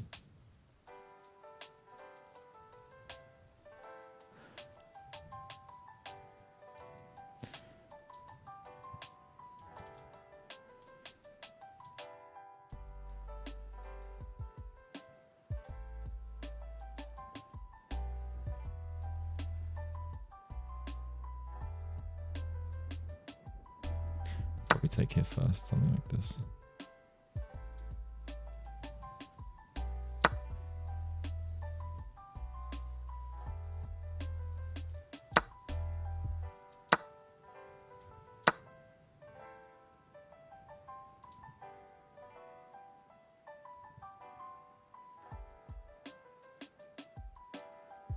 It wasn't as black, it was as white, Sam.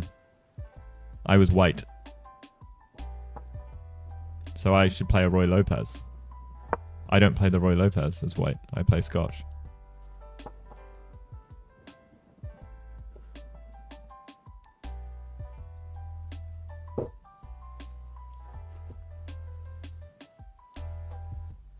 Yeah, surprise. Surprise! Never played bishop b4, b5 in an OTB game. I don't think. Maybe in the early days I might have played it, but I doubt it. Alright, so we see bishop b2, queen d6. We've still got this lovely square for our knight on c4. We don't need to jump it at any given point just yet. But I'm also wondering, like, how are we going to develop? Can we push and push? Can we go rook d1 now? I quite like rook coming to d1. But maybe, you know, we've got to be careful about these attacks coming in now. Because the H file is open.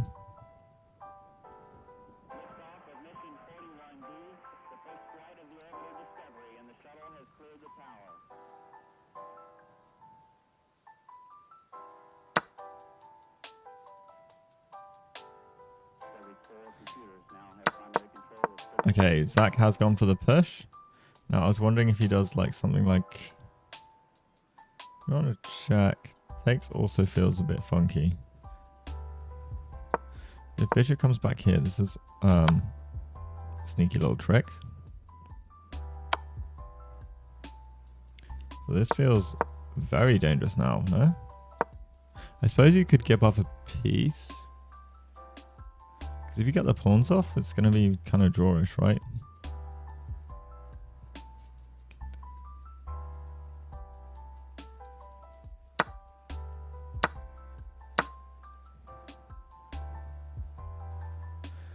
Could be actually really scary still.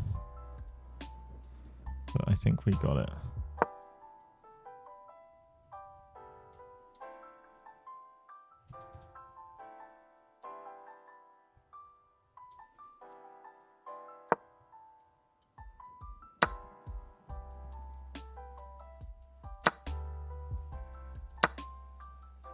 Okay. Oh, he takes this way? Interesting.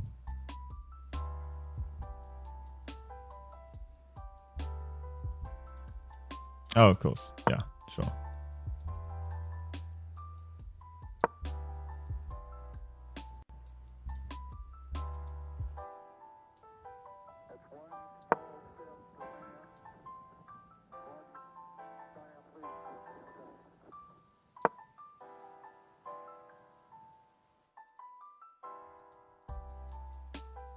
Yeah, if you go bishop forward, then there might be a problem.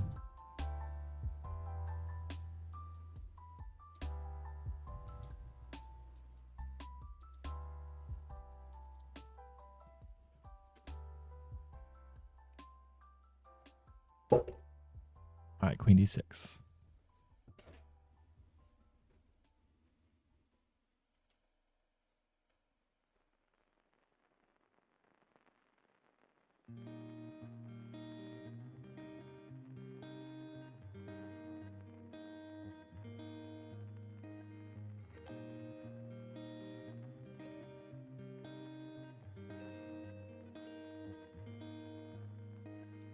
The king obviously isn't getting castled, and so things I'm aware of is that we can take.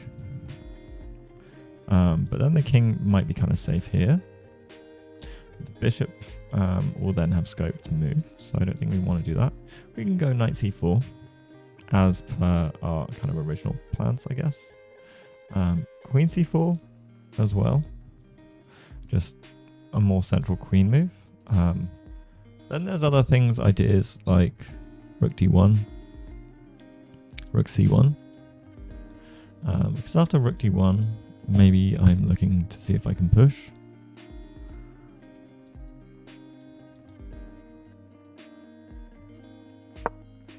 And I will just ignore this stuff. I guess that's queen c6 check. Also kind of annoying.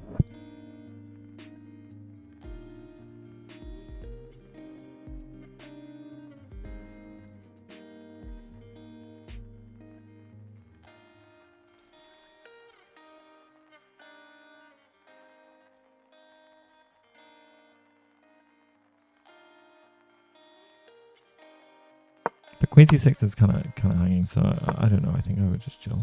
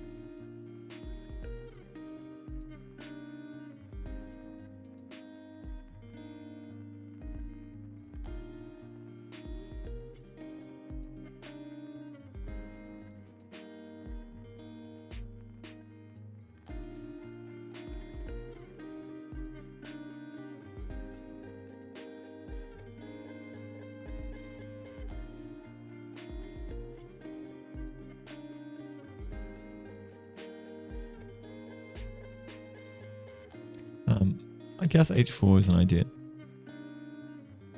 Stopping h4 from black. It's h4, g4. You know. Maybe then I take. You go here, I take. Yeah, that wouldn't work. So g4 is too much.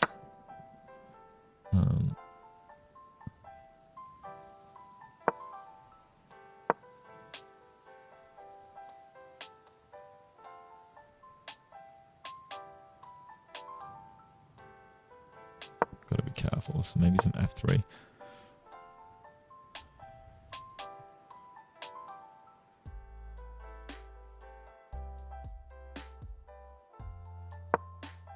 Maybe even just f3 will get out of any checks. Getting things on light squares. If you go h4, we can always push. Or we're ready to take.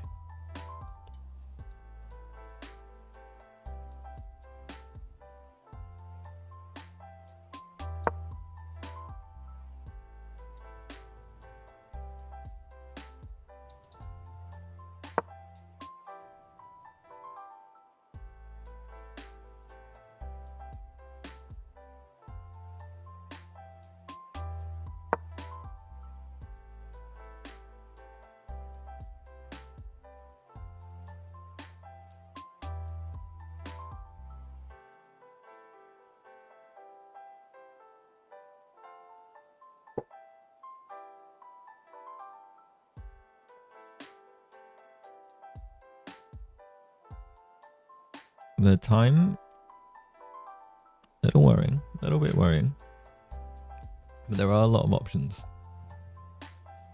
h4, f3, knight c4, rook d1 even, maybe.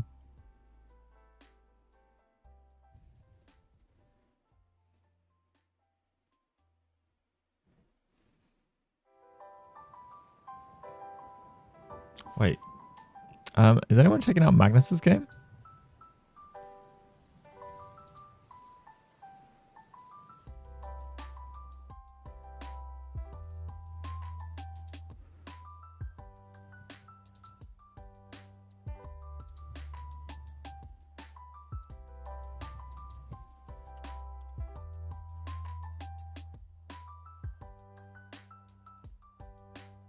Oh, sorry, it's a Tepe Seedman. They've got the broadcast of Tepe Seedman on this page, which is really throwing me through a loop.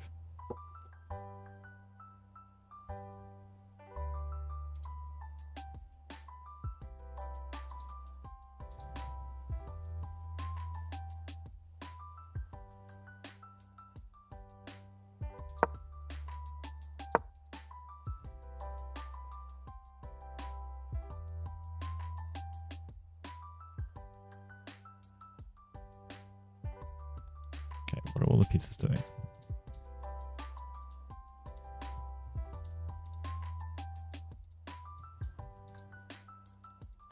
The thing is with Black's positions, it still feels like they're behind in development. And I'm wondering if like we can take advantage dynamically. So knight c4 makes most sense to me in terms of we're gaining tempi and space and moves. Moves.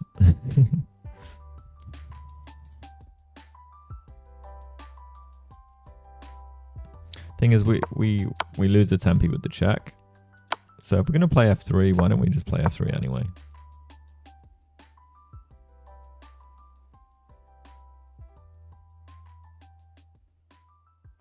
What, the time management?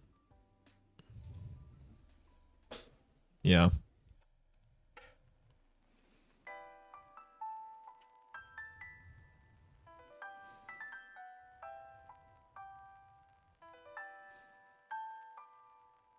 I want to know what he's calculating because, like, I don't see hugely concrete variations. Now, obviously, I'm not a decent player, nor am I very capable of calculation at the moment. Like, I have some I've had literal massive, like, inability recently, so kind of funny. To the extent one of my friends was like, "Have you tried creatine?" It's like. So it is, but there is bonus time, right? Coming. Wait, what? Oh, plus 35 minutes on 3 moves. Sorry, I thought you said he gets plus 35 minutes in 3 moves. And I was like, wait, what? They're only on move 18. I don't understand. Yeah, this is major time trouble. Era. Like, we're on move 18.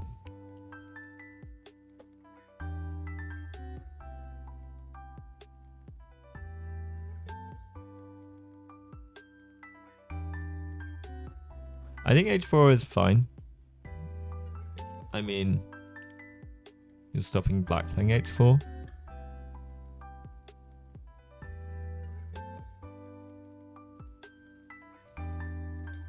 I mean, I like his pieces.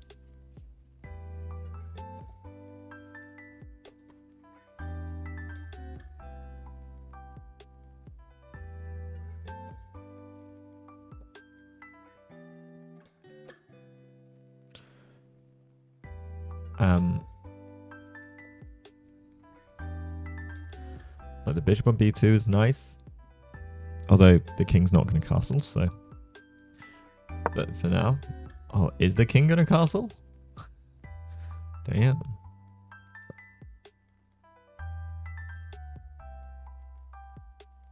Knight c4. I mean, it can't be a bad move. f3's a weird one, so you need to put some time into that. Rook d1, rook c1.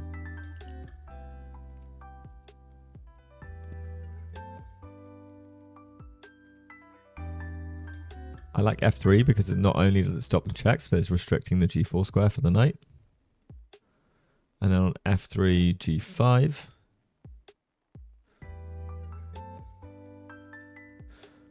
Knight c4.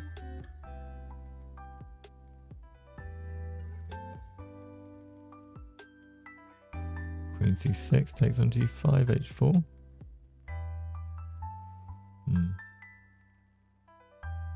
F3 does weaken G3, but I think we're okay. Alright. What about F3, G4, knight takes takes? No, we're too loose.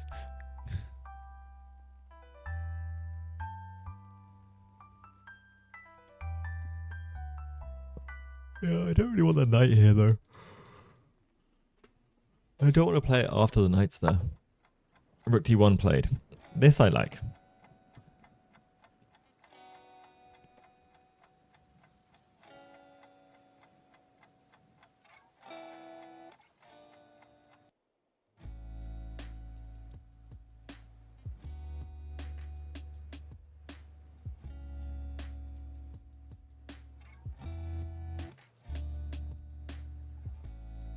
Yeah. Is there a word of good knight, bad bishop? So like, let's say queen check, f3. I mean, you can still go knight here. No, there isn't a world. Queen check's annoying. So I was tempted to take here.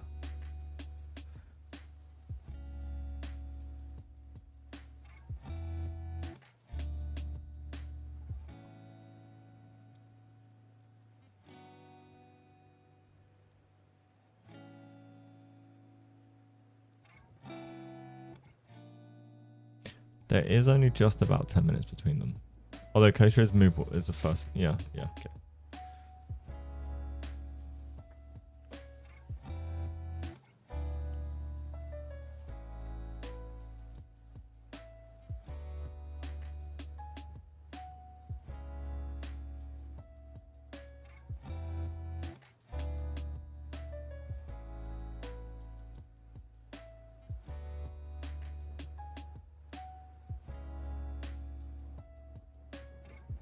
A5 makes sense if you're not going to move the rook. Yeah, I would like to move that rook, so I...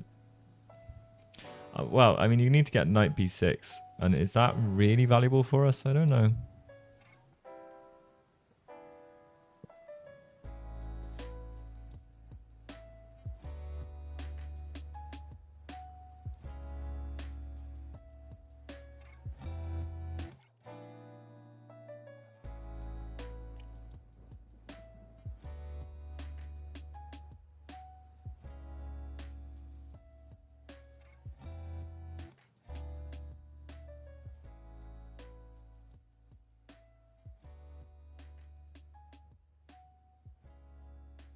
It's so warm in this room. I'm getting like very dozy. I haven't been very chatty today, chat. I apologize.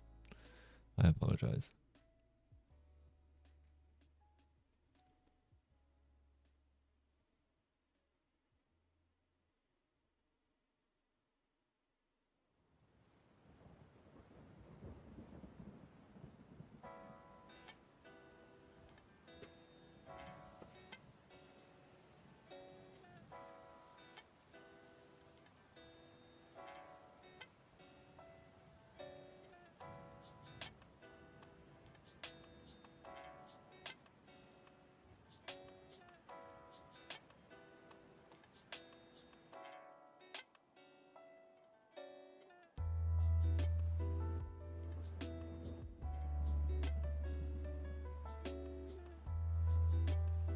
Be right back.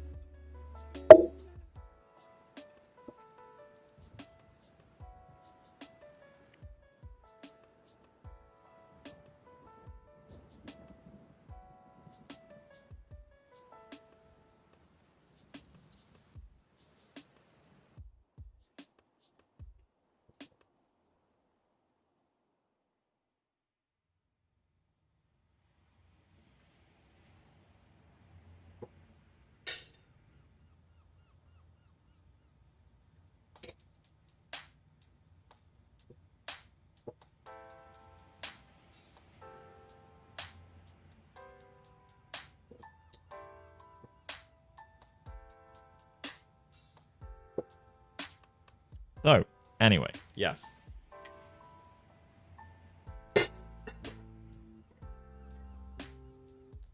At least our opponent is also taking some time. So, obviously, they're both kind of trying to figure out the position. But they're both just tanking. Like, the time usage here is pretty tough. But, again, a very new position. So, really interesting to see. So, I don't necessarily blame them both. But a draw would be a great result.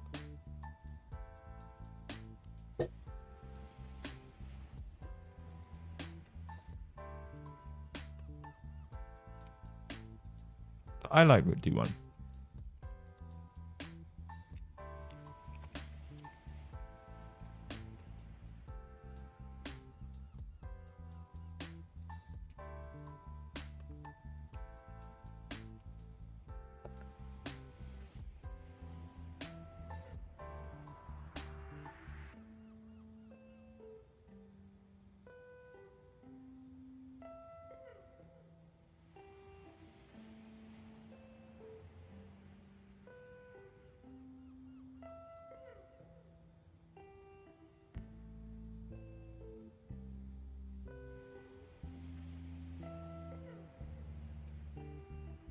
Why not f3?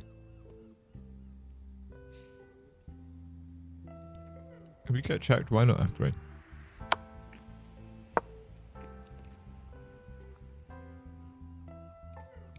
You don't want to leave the queen there forever.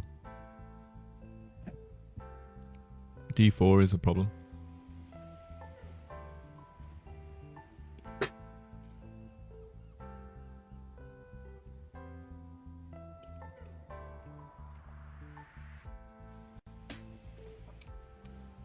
Like rook c1, d4.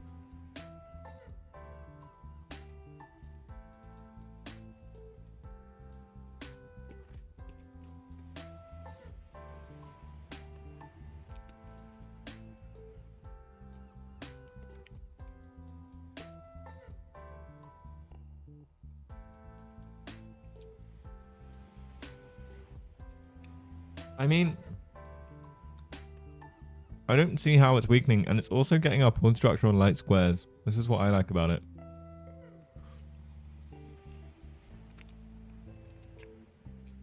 There's no attack on g3.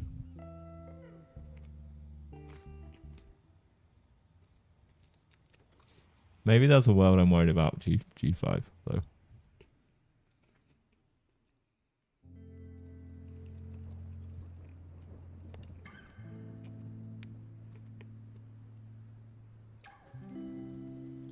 Rook g8, prepping g5, yeah.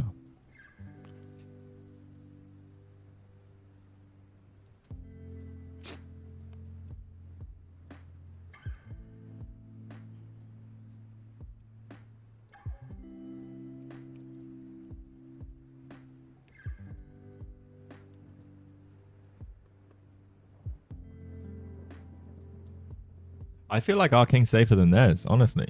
Like, king's in the middle. Like, it's really annoying to coordinate your pieces with your king like that.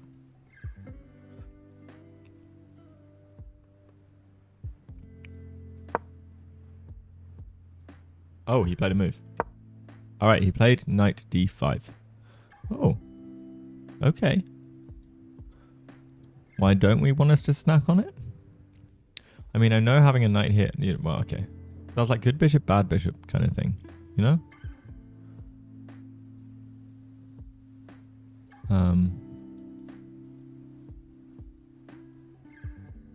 I guess we're not going to get anything from it. See. Interesting.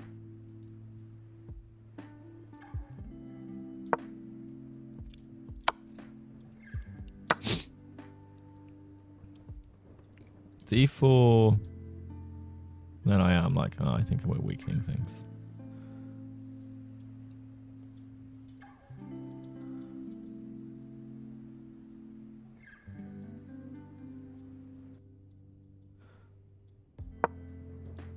Oh, was a move played?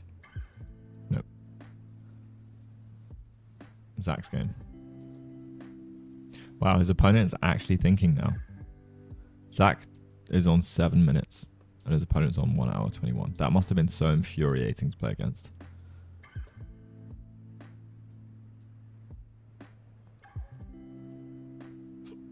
I mean, at least Zach is on move 46, right? Whereas, like, his opponent has used 9 minutes plus obviously 46 minutes of increment. Or, sorry, half that. 23 minutes of increment. So his opponent has used half an hour total, including his increment time. Crazy. Okay, Kostya takes. We're simplifying. So hopefully this leads like into something that's easier to play.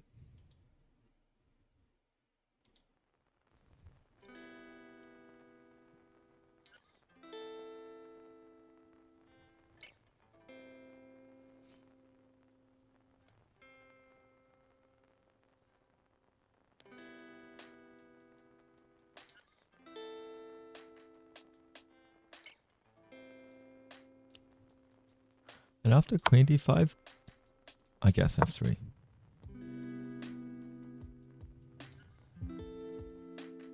I mean, I'm a fan of f3.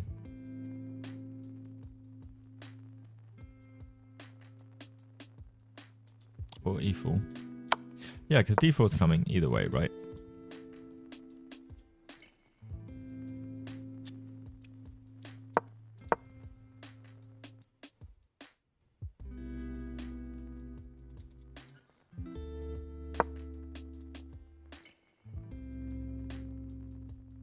Okay. But the pawn takes is something that needs to be considered as well, actually. I would worry about this, actually, because after e5 is the bishop just trapped. Yeah, for example. What are we going to do? How are we going to break free? Oh, no.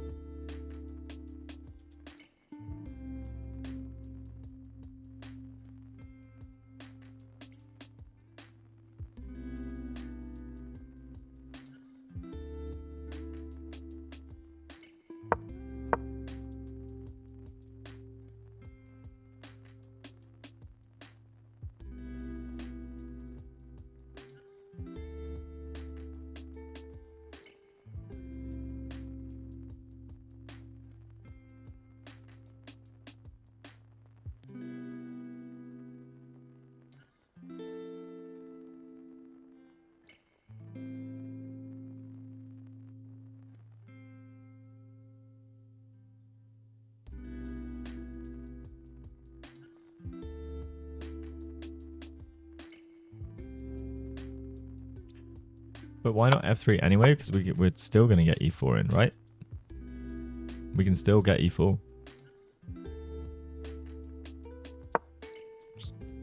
This works itself out.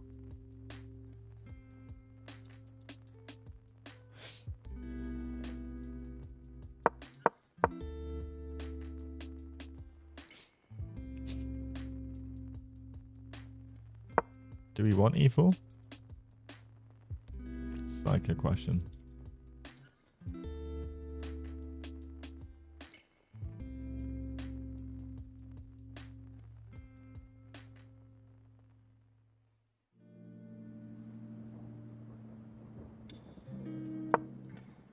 Yeah.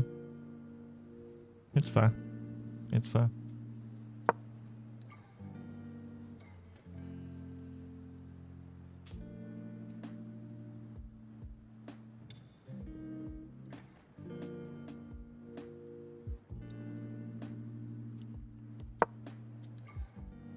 There we go.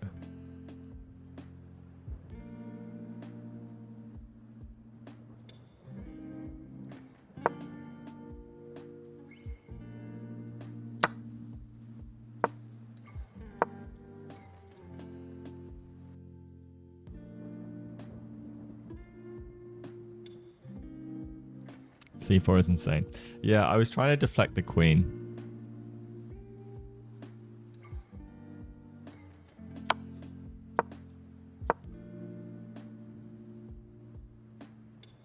Why sack pawns? Why wouldn't you sack pawns?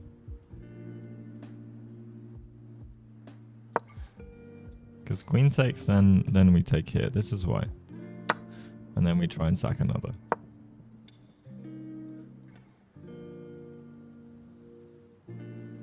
Because I'm trying to make things work over here.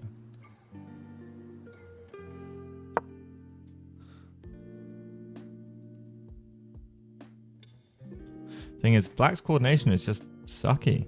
Like, this rook's a little bit obscure and out of the game.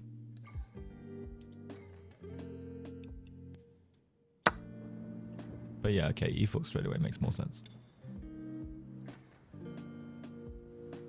But maybe it also makes sense to do even if we do this, right?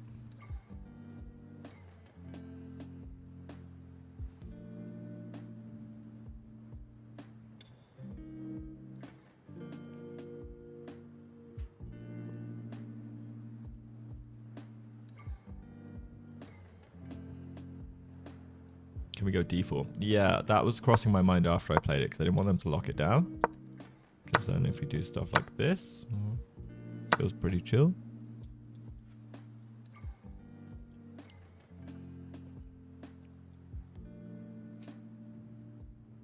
Maybe you want f5. Stop central pushing, I don't know.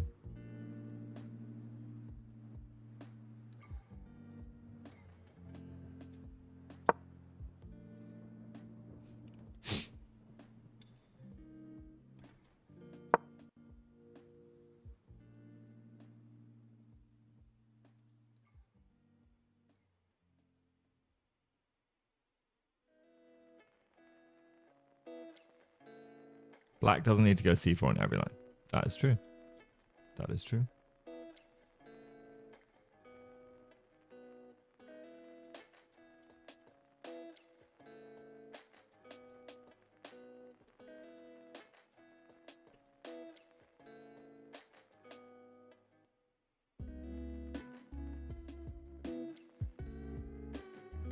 Matt likes playing with explosives.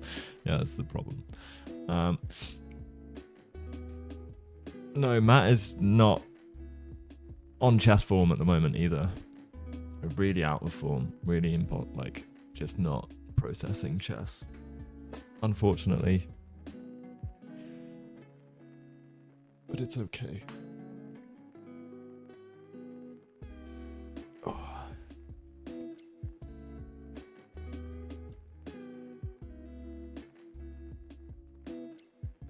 Also, heads up, it looks like Magnus is, well, in an equal, slightly worse position in his game.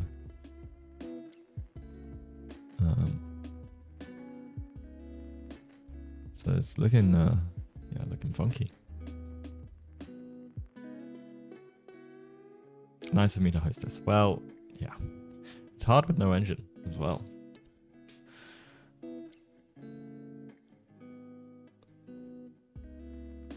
So as long as there's no g5 funny business, it's just cooking. Yeah, g5 like is concerning to open up the king.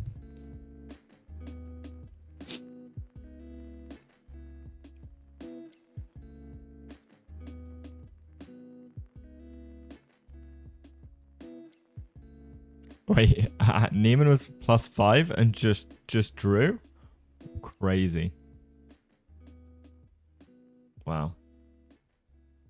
This bodes well for Kostya though, because his opponent is getting low on time. I do like Kostya's position, but g5, yes. Rook g8, g5, or just g5 straight out the gate, and then we go g5, h5, h4.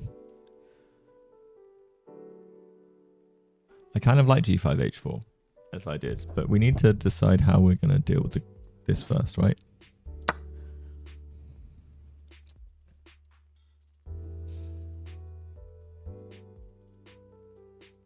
Yeah.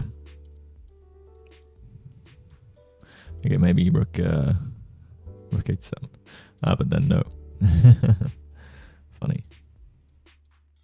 But if rook g8, maybe we have some silly plays. Not really, no.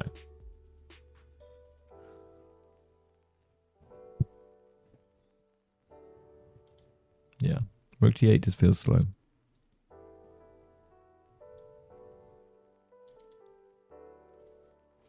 I mean, this is like our best piece. I would want to trade it. If I possibly could at all.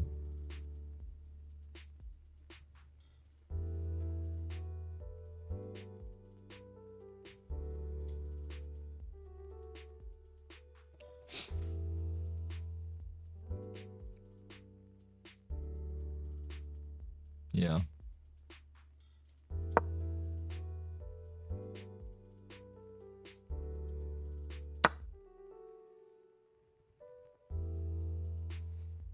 Oh.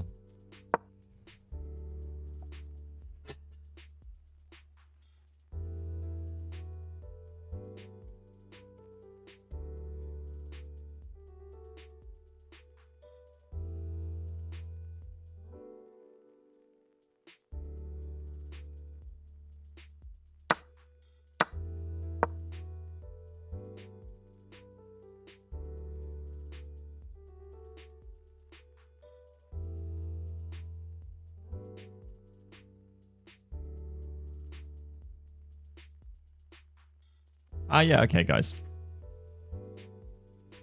What is the eval? Right here, right now. Right here, right now, right here, right now.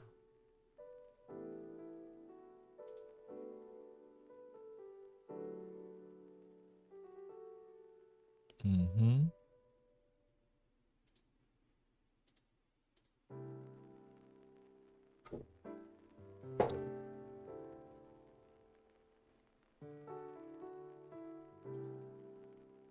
0.8. Okay, we have a 0.8. We have plus 1.2. Oh, wow. You think this is currently like plus 1.2? I mean, I think it's comfortable. Plus 1.2. You think Stockfish will see how good it is and say plus 1.6?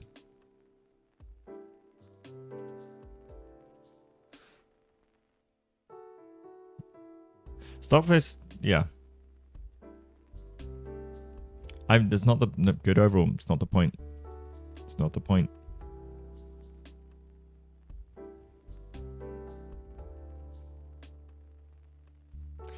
You know what white is much better. All right, we'll put it at plus 1. We'll put it at plus 1.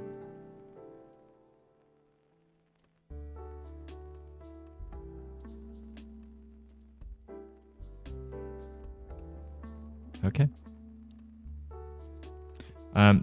Time usage is getting tight for the opponent as well. Okay, so queen takes check.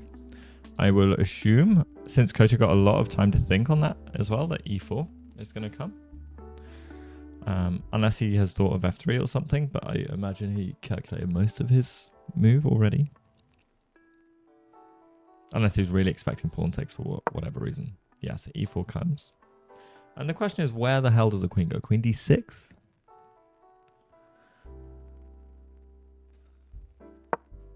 Queen d6 played. And is this too dangerous to take? Probably.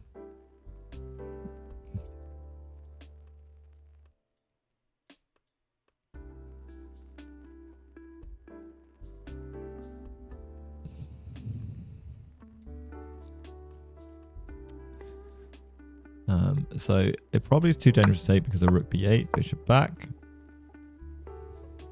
Well, actually, no, I lie. We have e5, but then we have queen check again. Losing. Okay. Yeah. Because then, yeah, our king is suddenly not so nice. Then, what are our other ideas? d4. Let's do it. Let's do it.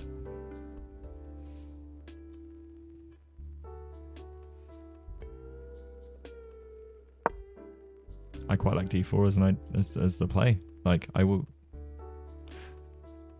There's no bishop f6 because of e5. d4 c4 just loses a pawn. d4 takes rook takes.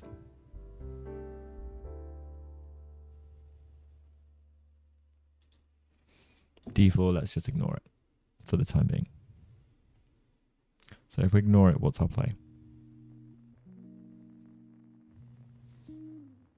Well, we can't push this pawn. We could try and push this one, but that's also not going to be fun. Like d4 just seems like a clean move to play, no?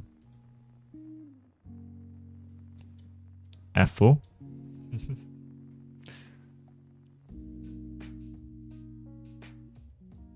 Yeah, you and me both. I'm feeling like I need a lazy day, you know. And I'm doing the no engine tang. So I would play d4 probably in a heartbeat here.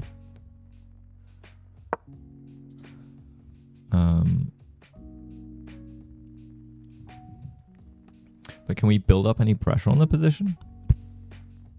Could we move the king out? Well, actually, no. King here. There's still bishop takes h4 if we take up there. So we probably could go king up here.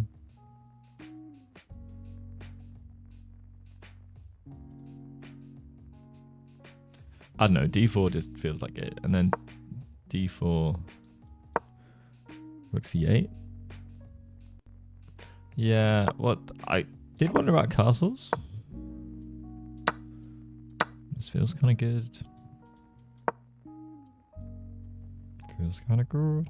If f5 might undermine us a little bit. F5, yeah. Then we do this.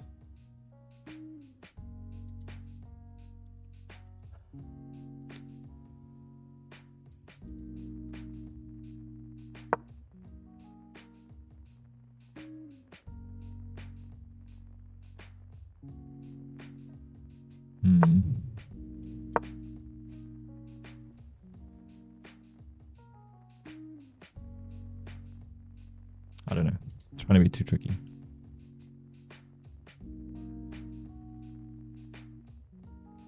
Yeah, black is definitely going to struggle.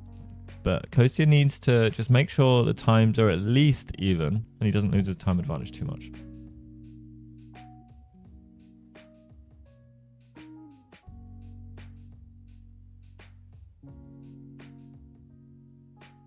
I wonder how much of Kostya's play is like into intuition versus pure calculation. You got any gauge on that, Sam? I'm going to ask him when he comes on after. If he comes on after. Double round day, so he might just want to go for dinner.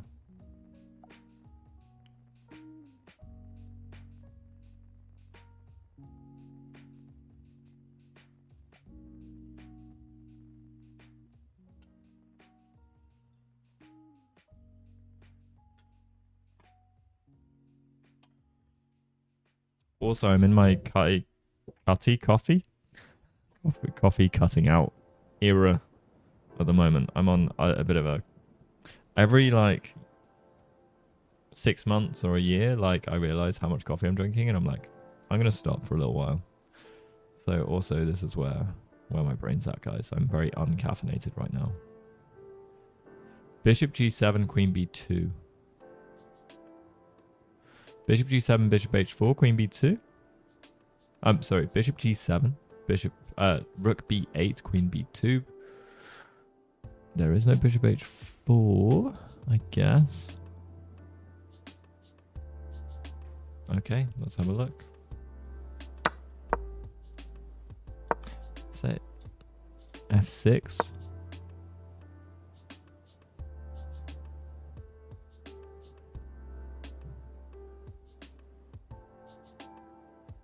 No.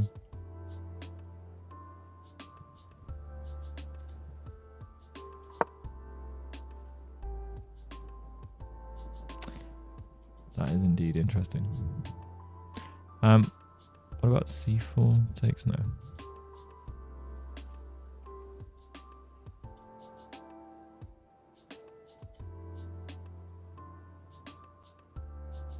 I like that.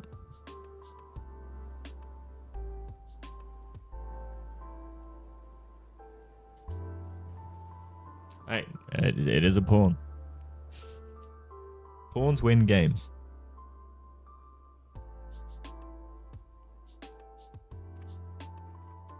Yeah, I think that's very much Kostya's style as well. He'll just squeeze.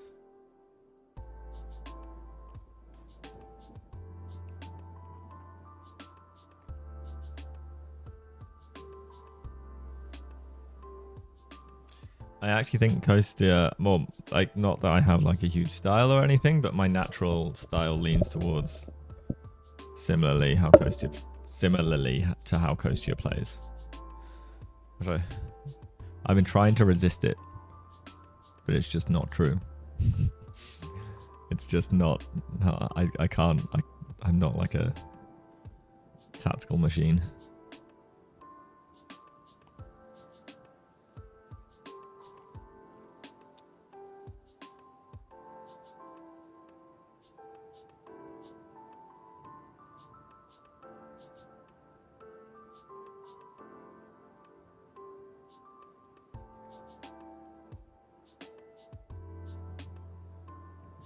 You do think about f4, but somehow I just don't really appreciate it. No g5. I guess. Oh no, yeah, no g5 until the rook moves as well. Let's keep that in memory bank. We can also just cement the bishop out like this, I guess, but f6 could be a little annoying. I mean, I like d4 still.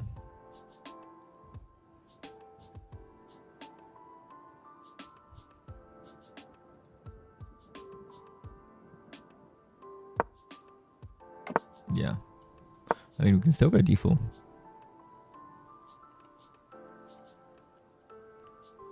But I think we're unnecessarily open. I don't think Kostya would go for that. I feel like d4 is very much like in his mind. Why wouldn't it be, right? d4 played. Let's go.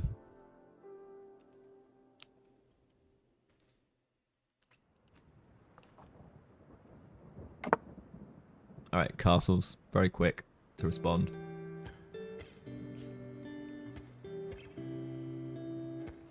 d5 takes, rook takes.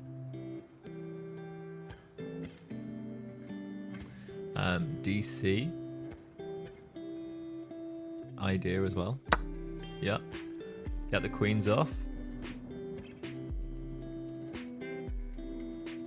I mean, you can go queen c7, I guess, but why?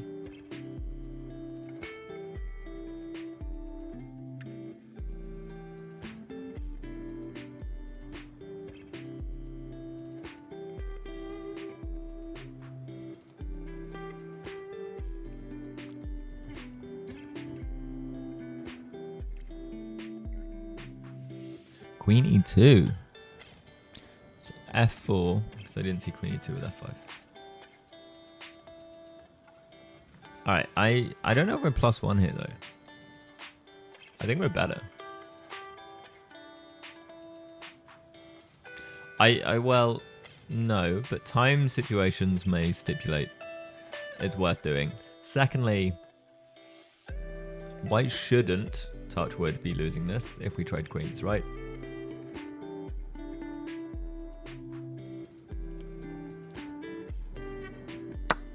If we get the rooks off, and we're left with the bishops,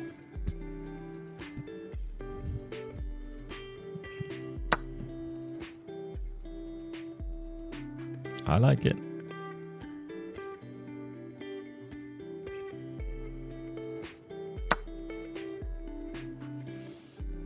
Okay, now the question is, I don't think we trade rooks. We want to keep the file. I'd rather play rook c1 or something like this. Rook ac1 to be more specific, because if we take, yeah, and Kostya plays it. If we take, they gain the file, d2, the f pawn's going to hang, all that stuff. So I might even want to go like king f3, king e2. King f1, king e2. Hold the, like, I want to hold all the entry points before I start progressing the position. So this is clarity. Our activity is better. Our piece, like our minor piece, is better. I believe our minor piece is better. Now, maybe there's worlds of them trying to trade it off, but then our pawn structure is better. We've just got things to play with, right? Our king is better.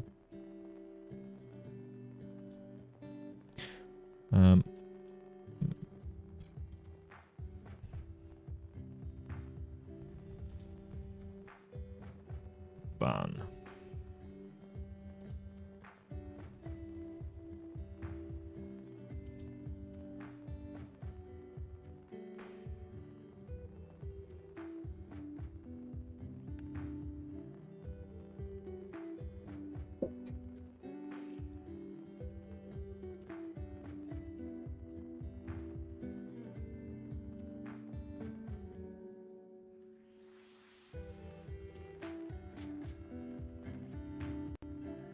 Now, is this equality?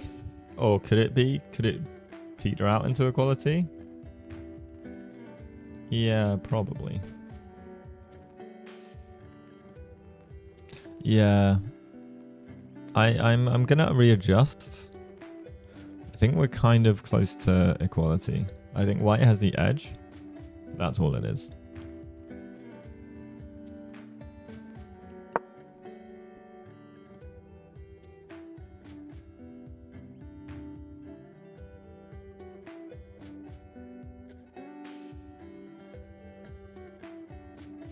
Still want to try and get king e2, so I can get rook c6.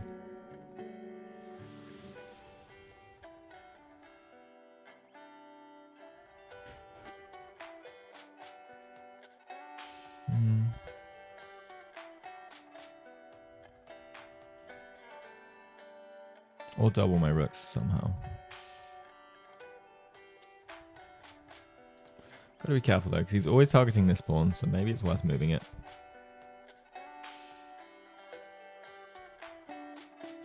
I don't want to damage my structure like this though.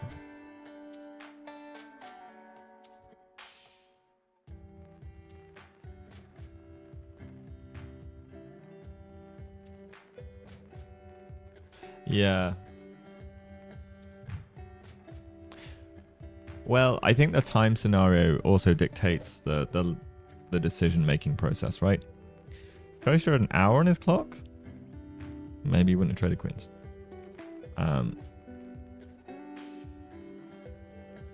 But maybe he's also thinking, I don't think I can lose this one.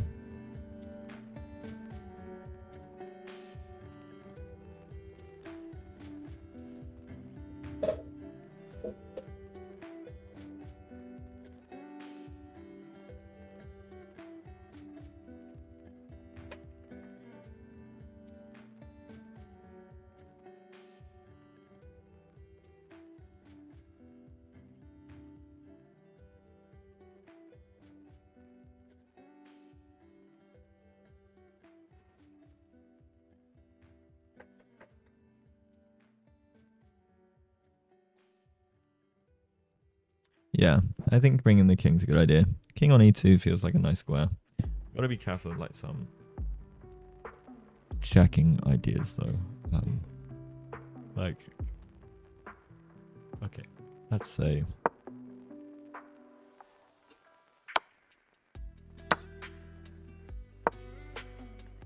we probably need to go here because something like this, we lose a pawn. And then the house.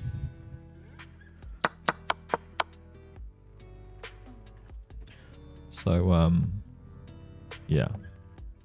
We definitely got to be careful of certain stuff. And then making sure the bishop can't just annoy us in the process.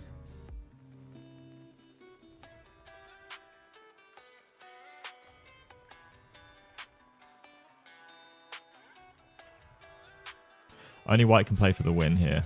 The black a3 rook is too passive. Yeah. Well, this is why I was wondering if we go like king, we trade, and then the rook can get the c file.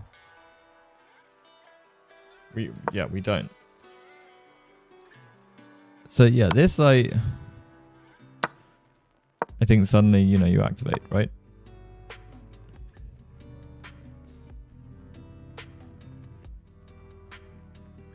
But we can go f3, king e2.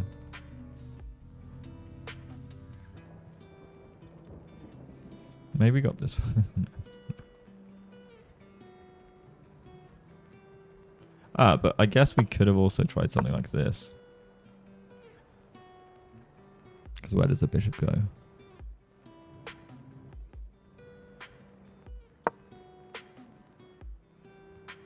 Actually, no, I don't like this whatsoever, because then you're going to get this pawn.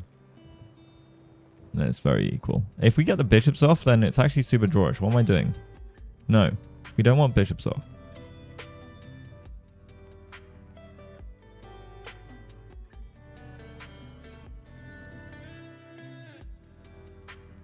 Yeah, rook c2, rook d7.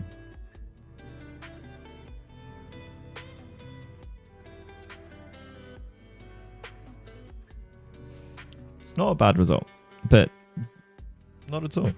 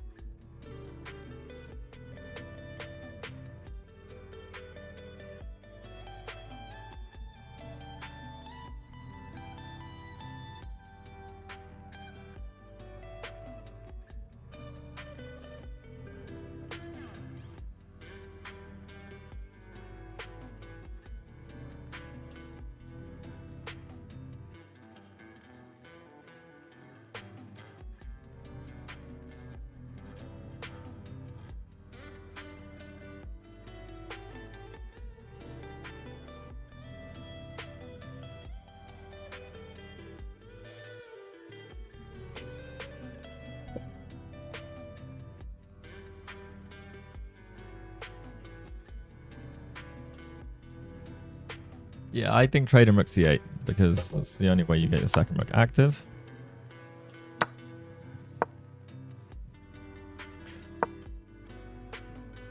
Rook d2 stops any rook c2 shenanigans.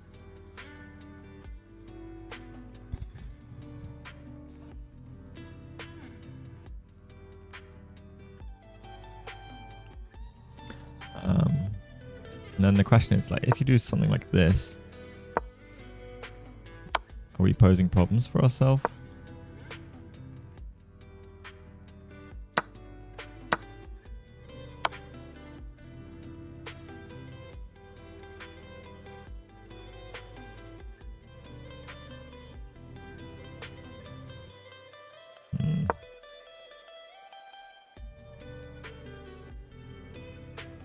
I don't like stepping backwards, but stepping forwards feels annoying, right? Oh, okay, so we do see this on the board. Now we'll see the technique. I would imagine rook d2 makes sense. Unless you're trying for rook d7.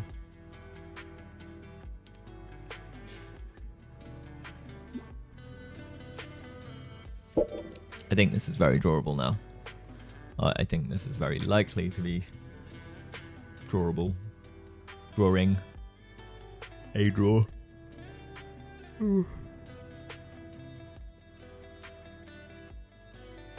There is also rook c1. I neglected to say as well. Rook c1 might actually have better chances, because if we get the rooks off, then we are a little bit better. Right?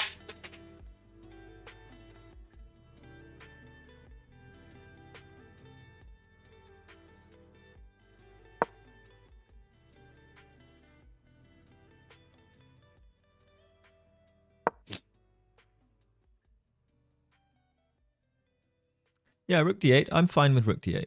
I'm cool with it. I don't think he's got anything. Hello, yellow.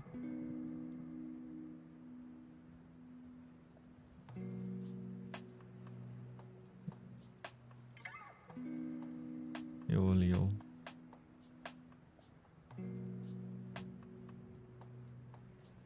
Maybe I prefer rook c1. Because then we've improved our king, and his rook hasn't actually improved.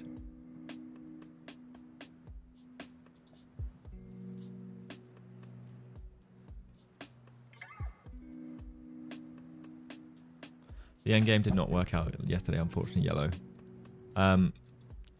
The Uzbek GM played an Amazing technique. With no time on his clock.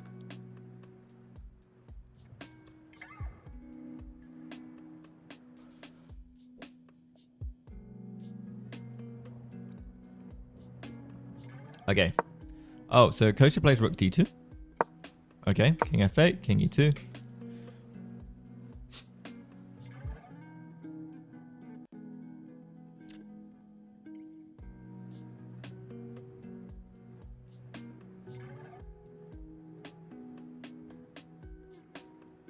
Yeah.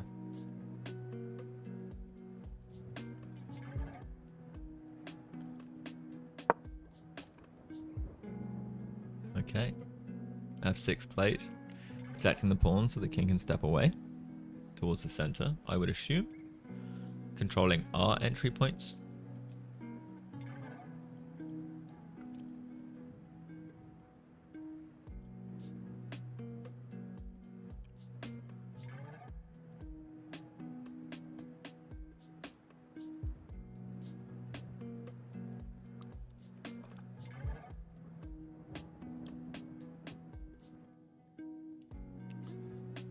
Yeah, I prefer the rook c1 version.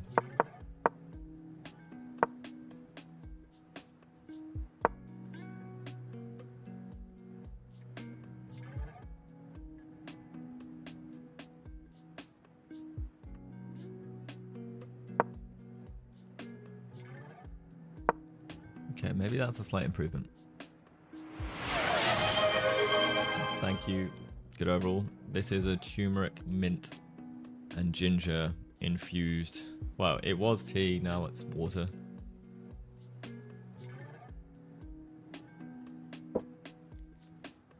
Or it's cold. It's cooled down.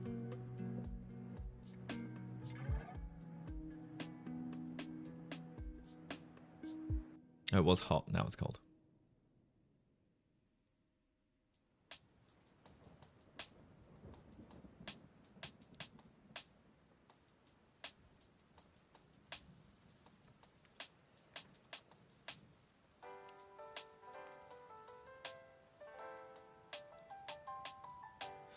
Yeah, the reason why the other version felt better as well is like we're babysitting this pawn right now.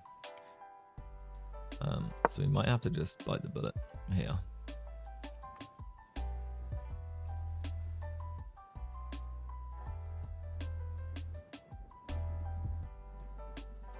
Whereas if we go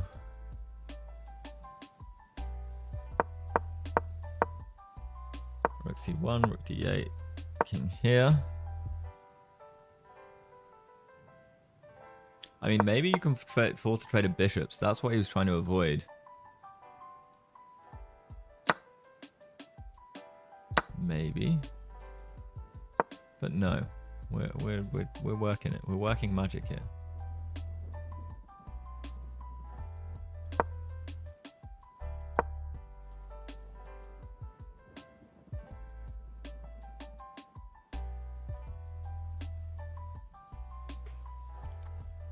GM with a rook in an equalish position is terrifying. Yes. That is true in rook endgames.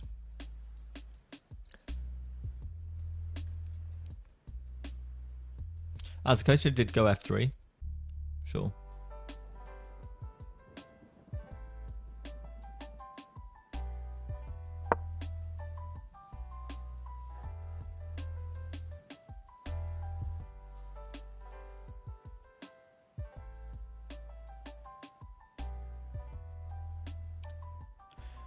Maybe there's a world.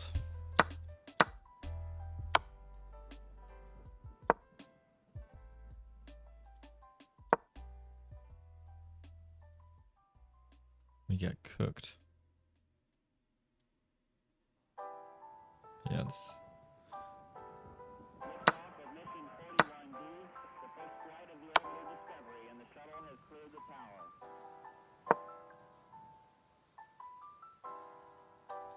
Okay. E5? I wouldn't want to play E5. That feels scary to me. The nice bathtub. See, This pawn structure worries me. People tell me it's good. I do not believe. This pawn structure is... I've got two kind of weak pawns. I guess I can push either one of them, but... Something about it feels like it restricts my position.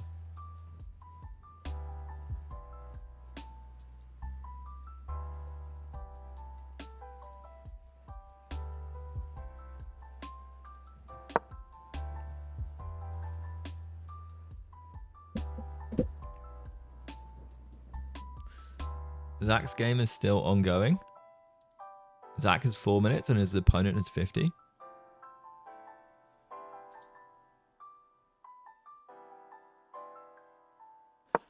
Black is winning if white plays rook c2, believe it or not.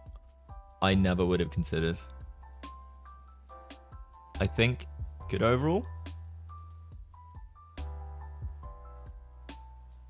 Are you an alt account for a GM? You actually a GM?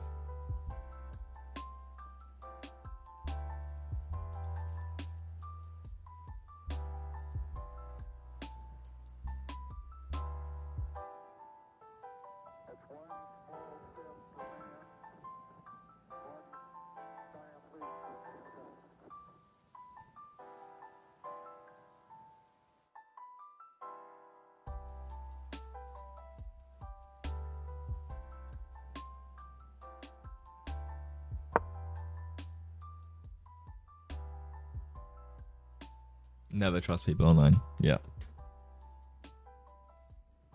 True that. True that. Man, I need to go touch some grass. I have a blitz match today against Ash Diana as well. For PMDs. Amazing tournament.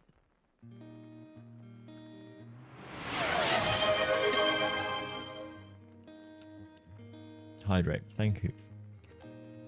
I will go hydrate. Or go get water.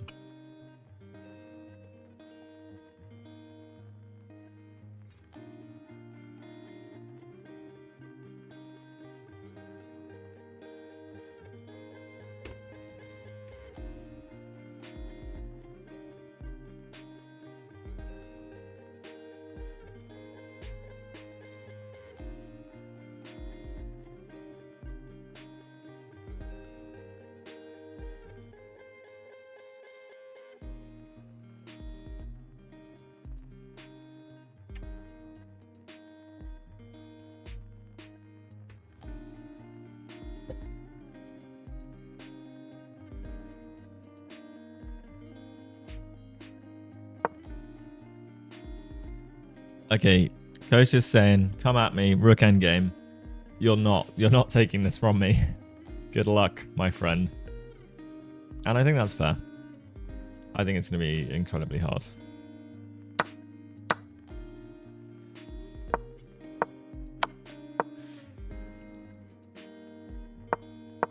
They might repeat. I think it's a draw offer. Coach is like, all right. I can hold a rook in a game like this.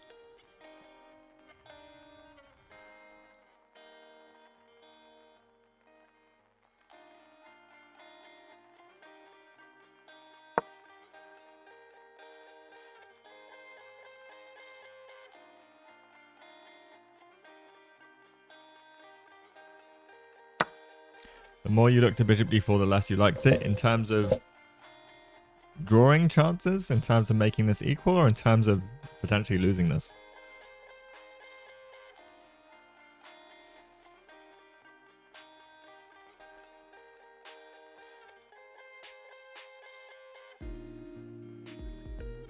Ooh. Okay, I think Zach might be losing this one. These are strong and the knight's going to be able to do things that we don't want it to do. Oh no. You see this is potentially giving black a chance. And I guess the people you don't want to give chances... Oh, I pasted the wrong link.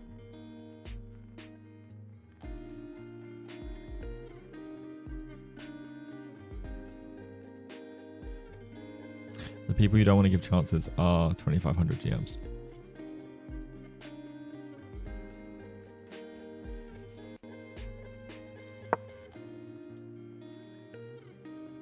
I don't know. This looks fairly dead flat equal though.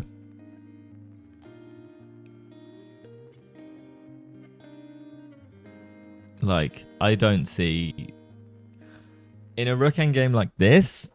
Nah, there's no weakness. Like, everyone's got the same pawn islands. You're not getting behind the G pawn. I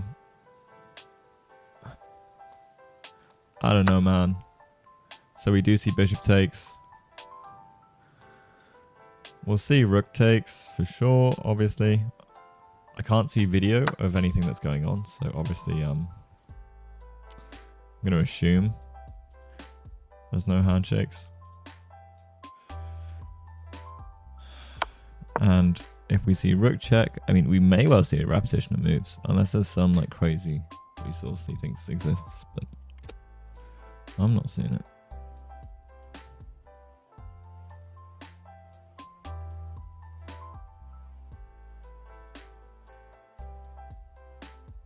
Because, like, for example, if you go rook down,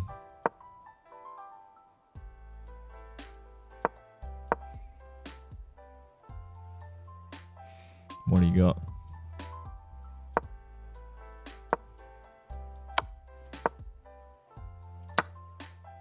Like,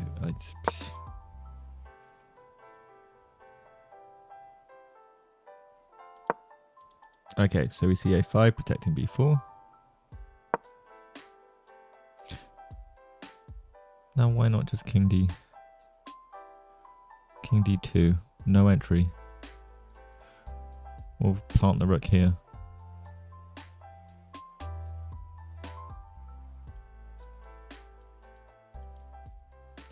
I mean, yeah. This king's not coming in. Like, if you're not going to infiltrate now,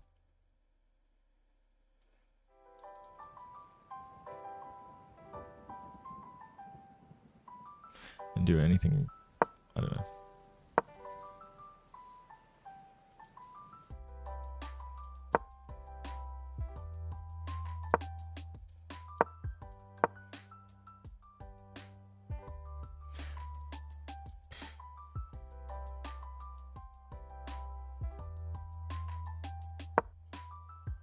Maybe try coming this way. It depends on the GM. Like, he obviously Kostya, he outrates Kostya by essentially almost exactly 200 points, just above 200 points. So he will want to work it. Kostya's making sure there's no pawn problems.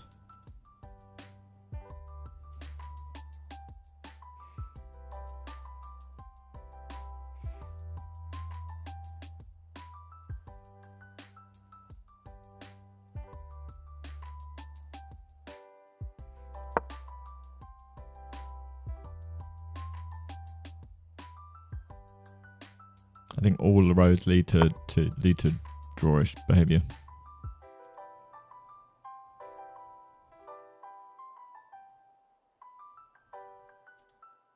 Where's my chat gone? No.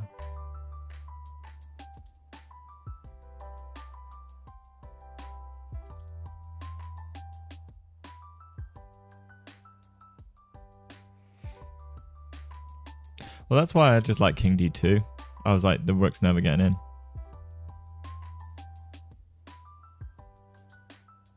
But f4, logical.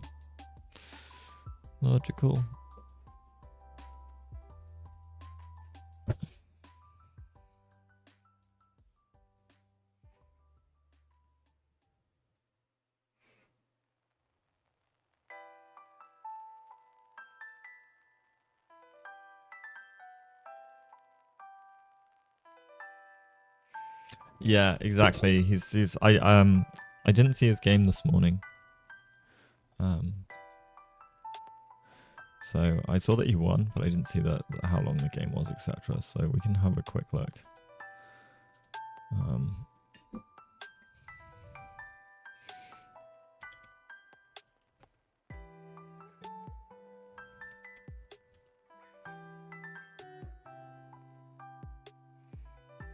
Oh, well, we know the game ended because his second pairing is already up. Oh no, that's round 4. That's round 4. Like, no, sorry. That's hilarious. So his game today, King's Indian, 37 moves, 47 moves. So his opponent did have to work for it. All right. Anyways, F4 played, his opponent still thinking.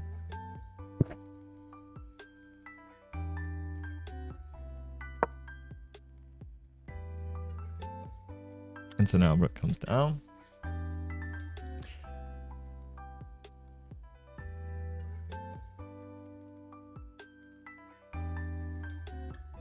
And maybe we can still just go king d2. Oh no, we're just going to offer the rook trade, of course. Of course. Yeah, okay, this was why. He just like, you know what? you got nothing. You got no way. No way. Come at me. Come on. I still think king d2 was the way with rook d3, king d2. The rook never gets in. I guess like there's other counterplay that you can try and drum up, but just gotta make sure tempi isn't gonna be a thing. Thing is, you just can't get in.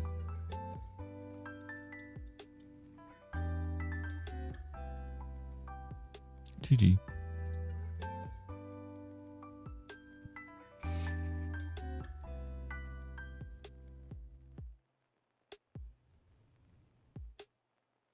Rook d1 exclam. Easy draw. Yeah. I wish I had video of this. I can imagine Kostya being so chill. Oh yeah, send the eval to 0-0. Good call. Sending.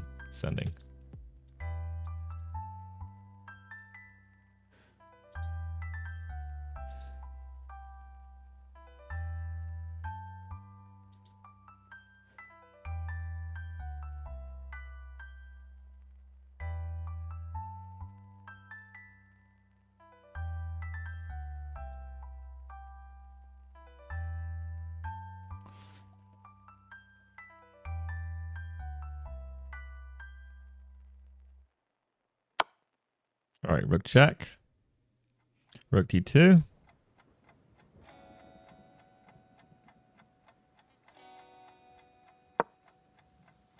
And we'll see what the next move is. Rook c3, rook d3, rook c7.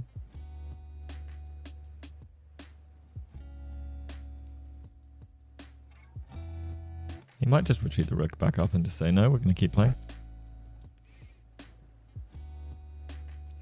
Gains 30 seconds.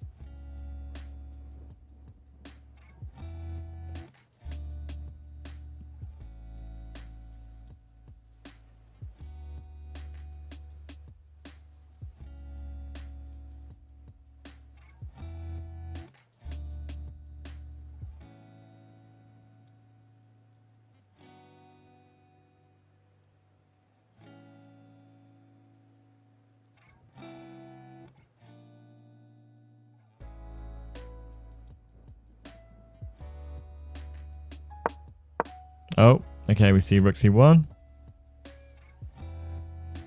Rook d1, insta reply. I just don't think there are any tricks. Like, it's the most symmetrical position.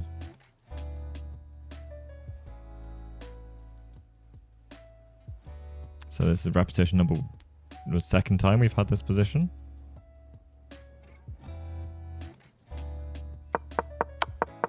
So we've had 1, 2. Oh, rook d2. Oh, drum roll. All right, Kostya, come on. There it is. No, because the guy can still go like rook c7 or something afterwards. Like if Kostya goes, okay, draw great. There it is. GG's. Okay, clean. Nice game in the driver's seat.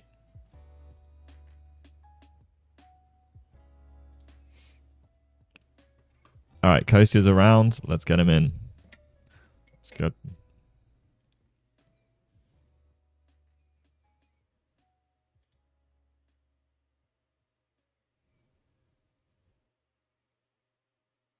I think I'm calling him. It's not making a noise, so we will see.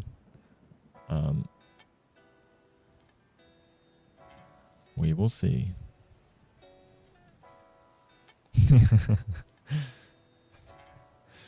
Okay. I was gonna want this to pop out.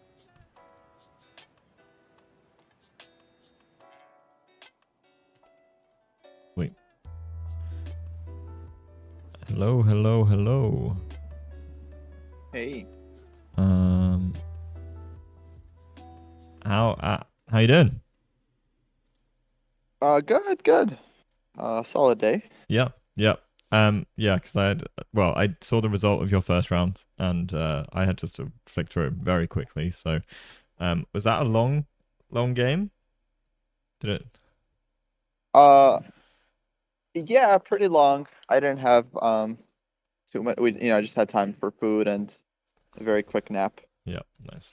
Um, it's yeah, I felt good about the morning game. I mean, I didn't play well in parts of it, but then managed to hoodwink my young opponent a little bit.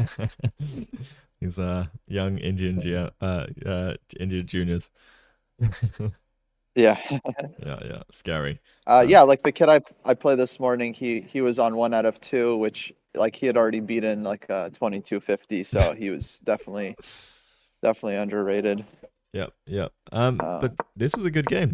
Like, the only thing was time management, I guess. We were saying in chat because I mean, Sam said you guys knew till about 95 was the out of book moment.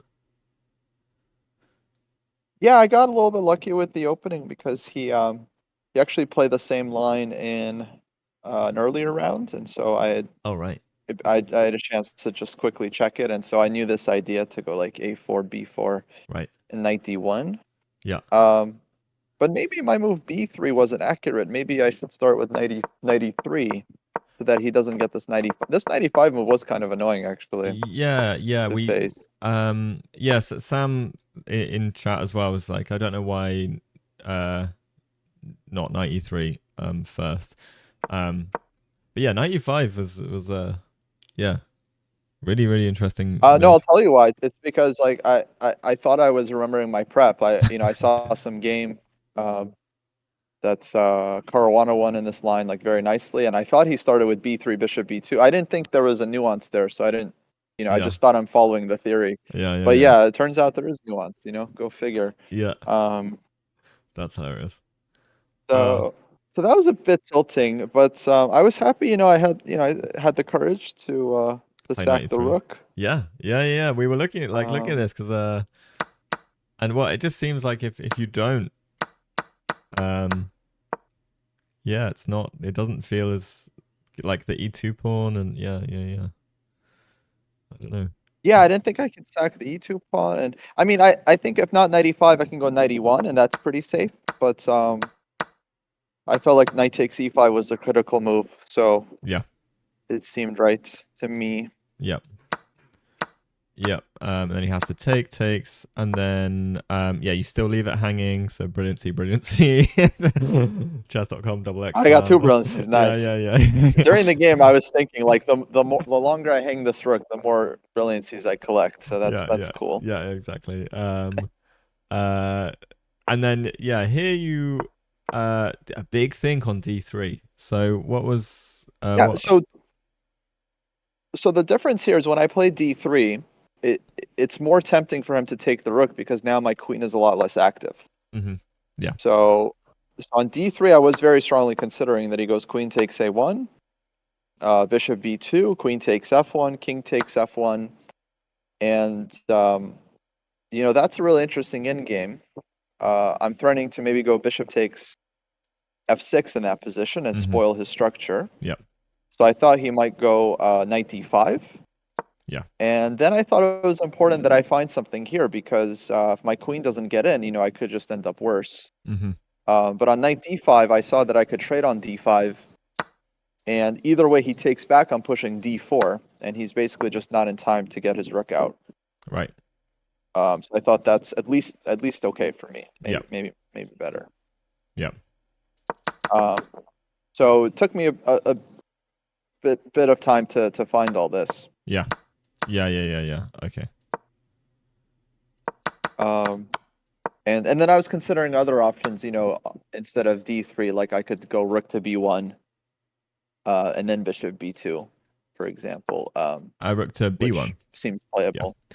Yeah, just simple move like rook b1. Yeah, I also wondered about other similar idea moves, but this feels like you're down at like rook d1.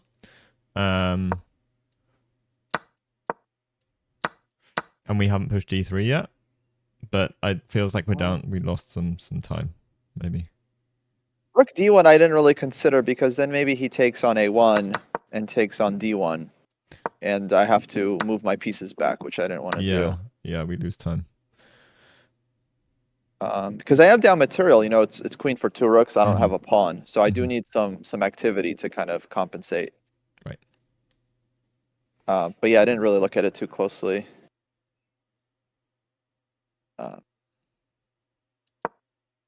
Cool. So, and yeah, of course, bishop b2, queen e4 check was dirty trick. Yeah. All the queen e4 checks. That some people picked a lot of this up in chat, and then suddenly pawns are dropping. It's like, oh well. Yeah, because we looked at that line and then didn't look further, and then someone pointed it out later. So, yep. But this looks fine. He also didn't want to go for the rook, which is cool. And then h4, another long think on h4. Like 11 Yeah, minutes. basically, I didn't know. Yeah, I didn't know if I should play h4 or not. So, because I was also considering to just play like rook a d1 and then try to blast him with d4. Yeah. Because I definitely like my position out of the opening. I thought I got kind of exactly what I wanted. Yeah. But eventually I figured, okay, h4, I just stop him. He doesn't get his h rook into play. Mm-hmm. And we discussed the game a little bit afterwards. So he agreed that he thought h4 was right. Yep. Yeah. It was it was kind of tough. Also because we were wondering about it. Can you hit the queen first? And then maybe e4. I think also f3 potentially, but like queen c6. Do we go f3? It feels awkward. Yeah, no, there probably is multiple ways to play it. That's why I was spending time because it's not like anything was obviously bad. Yeah. So I was like really choosing between what I thought is like kind of decent options. And yeah, eventually I just felt like h4. It just seemed like the most practical. Mm-hmm. h4, bishop b7, rook d1, knight d5, and then knight takes d5. He spent a long time on knight d5 as well. Yeah, so he said that he basically missed that I could take on d5, which is Surprising. not like like basically he underestimated it greatly. He didn't realize because knight d5. The problem is if he takes with the pawn, then I push d4. Yes. Yeah. Okay. And that I think is really tough for black because he's gonna get an IQP and it's kind of just like dream version D5, for white because my bishop is better and my structure is better. Yeah. So it's like a lot of advantages. Interesting. So he takes with the queen, but then he has to figure out e4. E4, queen D4. to d6. And I ended up playing d4, but I could also play bishop takes g7. We didn't like this. Rook b8, and then what was your plan after? So Queen rook b2? g8. The idea would be to go queen b2. Yeah. Yeah. Someone in chat. I think it was good overall, or suggested this as well. after we'd been through it though. No one saw this until the end. Yeah, I guess he's kind of stuck here. Yeah, so this is definitely critical because I'm up a pawn. I want to go bishop e5. But he has some ideas. He can go bishop takes h4, which scared me. Still? And then he said this was his idea after the game. Where if I take back, he has like queen f4, or maybe even some other move, maybe queen d4 actually as well. So queen d4, huh? Kind of insane resource. Wait. That is insane. Oh my god. Yeah, of course. Huh. Wow. That's nice. And then you also like block the block the pawns, get rid of your weakness. Wow. That's really nice. I mean, okay. Yeah. So yeah. Eventually, I decided d4, which I think was kind of the best try. Yeah. And I thought I would have chances in this endgame, but then once we reached it, I was like, I didn't actually feel like I had real winning chances, so I just tried to shut it down. But he was actually much more optimistic for white. He thought the endgame is actually very pleasant. Yeah. For me. I mean, it looks One like thing he visually mentioned is nice. on castles that I should I could play d5 instead of dc. Maybe d5 was a critical try. Um, Yeah. I guess you. and d5 somehow underestimated. I didn't. But actually, what I missed with d5 is that I'm threatening to now play e5 and d6, and if he takes, I go rook d5. Yeah, and then my structure is better. My bishop is better again. So it does look nice. Yeah. Um, So, yeah, with d5, I thought, okay, all I'm doing is maybe taking on e6, which I didn't think was anything special. But this e5 is an annoying threat, and so I mean, he could play e5. I don't think it's like a huge advantage, but it's definitely It feels nice. pleasant. Yeah.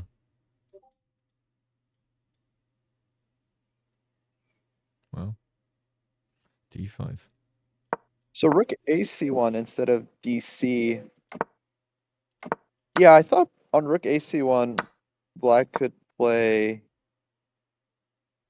d takes d4, and I mean that looked good for white as well, but I basically had decided on the endgame, so I just kind of went for it. Yeah. Also, time was So like rook of the takes essence. d4. Yeah, exactly. So I was, after this round two game, I really just wanted to play it safe.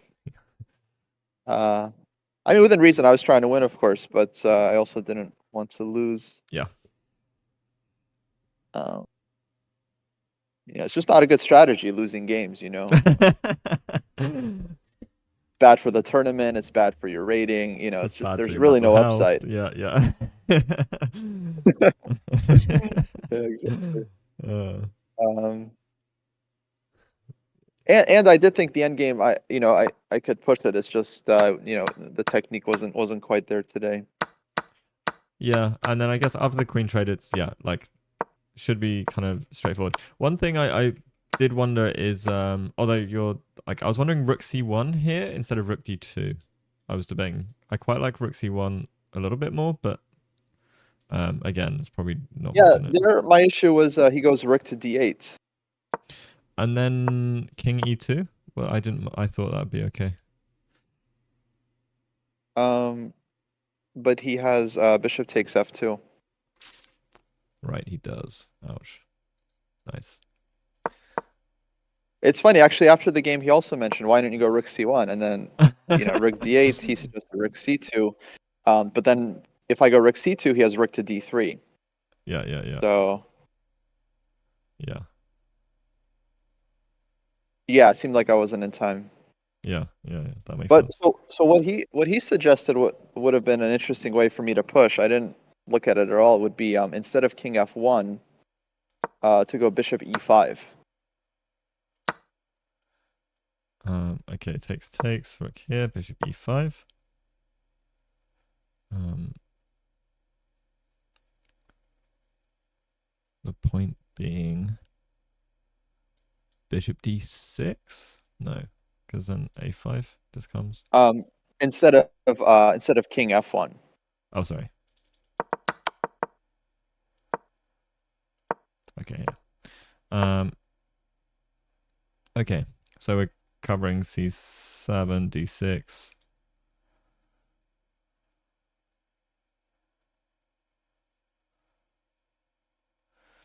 Are we just trying for bishop d6? Is that kind of the gist?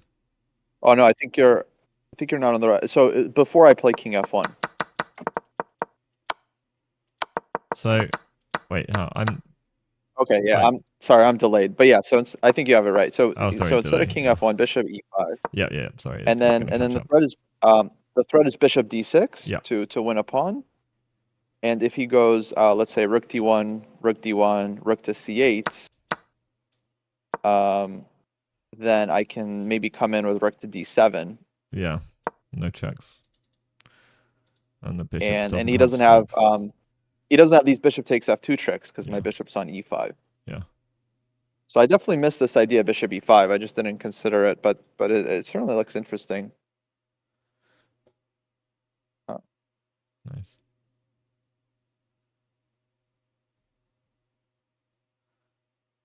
Yeah. Yeah, I Way mean, more still active. very much a game, but yeah, it's hard for him to find a good square for the bishop, like bishop b6, rook b7, and he's just not in time to get rook c2 in because yeah, his bishop can't find a good square. So yeah, I think this would have absolutely been the way to press. I just yeah, I was worried about this time trouble, so I was rushing a bit with king f1. But if I spent more time, maybe I would have found it. You know. Yeah. After king f1, I think I didn't really have much at all. Yeah. Yeah. Um. Yeah. And then just easy repeat. Nice. But no, it's clean game. It doesn't feel like you did anything like wrong at all, to be honest. Yeah, nothing horrendous, but probably probably missed some chances to push. Like if I was playing lower rated player, I think I would have pressed more. So that's kind of what I need to work on is like learning how to kind of navigate. Because right now I either just go all out for a win and it's very double edged, or I kind of shut it down and make a draw. But I think there's like a very nice in between where you can press Without losing the without house. risking. Yeah. Yeah, exactly. But that's very much something. Yeah, I can still improve, especially against the strong guys. Yeah. Yeah.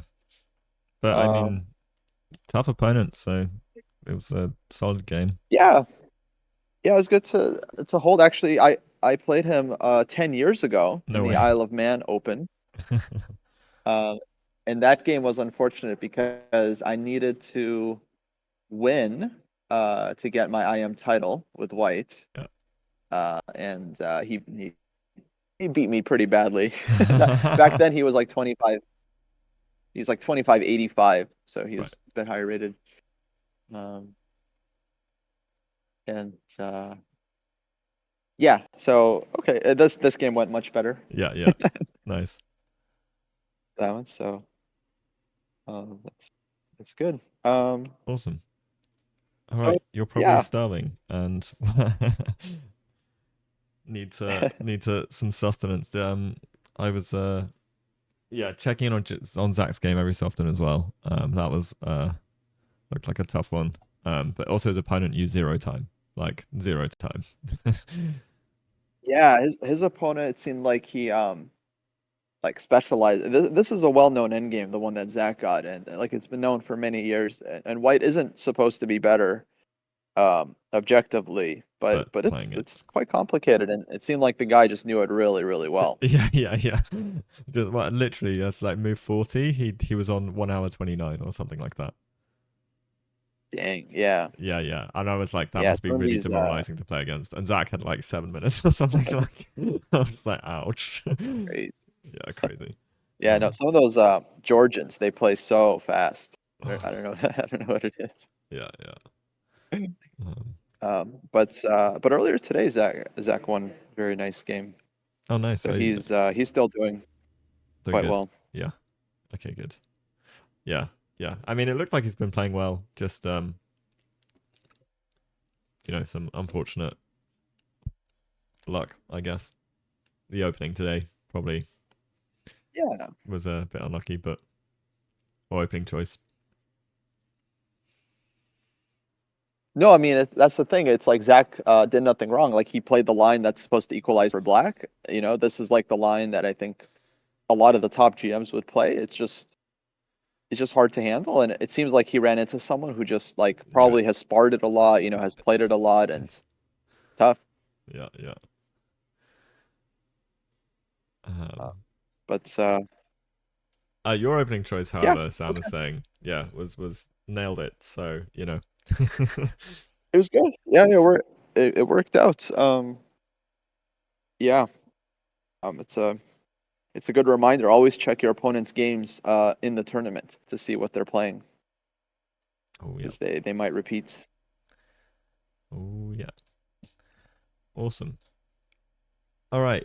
So I'm yeah, gonna go get some food as well, and yeah. I'm gonna chill out. I'm playing in PMD's Blitz thing, so I've got a Blitz match later at like 10 p.m. So I might even nap. Yeah, well, good luck and thank you again for covering. No worries, no worries. Uh, same time tomorrow. Yeah, Three. just the one round. Yeah, so 3:30 tomorrow. Awesome. All right. Cool. Good luck, and yeah, hopefully. Well, it'd be interesting to see who you get paired against tomorrow then. But good job. Yeah, thank you. Thank you. I'll see everyone. Bye bye. Bye. Alrighty. Awesome, everybody. I will be back later on for at 10 p.m. to play Blitz on stream real quick, and then I'll dip out. But in the meantime, let's raid somebody. Ooh. Oh no way. No way.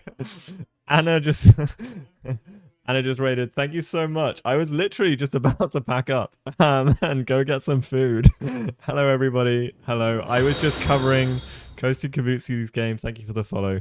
I was just covering Kostya's game. He is playing amazingly. He just drew a 2500 GM. He had an unfortunate game in round 2 where he was beating a 2500 GM, but time trouble got the better of him. But hello. Extra large raid. In which case, I will probably have to keep streaming for a little bit. And also, let me get chat up real quick. So hello to all you newcomers. I'm Matt, by the way. If you don't know me, why should you know me? I stream chess, but I also do a lot of chess media stuff behind the scenes for people. So I edit. I edit and do some marketing for Chess Dojo. I've edited for people like Phoebe Witt as well, and just generally do video, cool, fun stuff. So yeah, I play chess. That's also probably worth saying. And I'm on the journey to the Olympiad at the moment, so I'm trying to make my Olympiad team, and we'll see where we go from there. So everybody, since we have had an extra large raid, I will firstly ask you, what should we do? Because I can switch over. We can play some chess. I haven't done my rapid push for a little while, so we're trying to get rapid 2200, so I could play a couple games of rapid. PMD, I was just talking about you actually before you came. So let me change over to my normal overlay, and we'll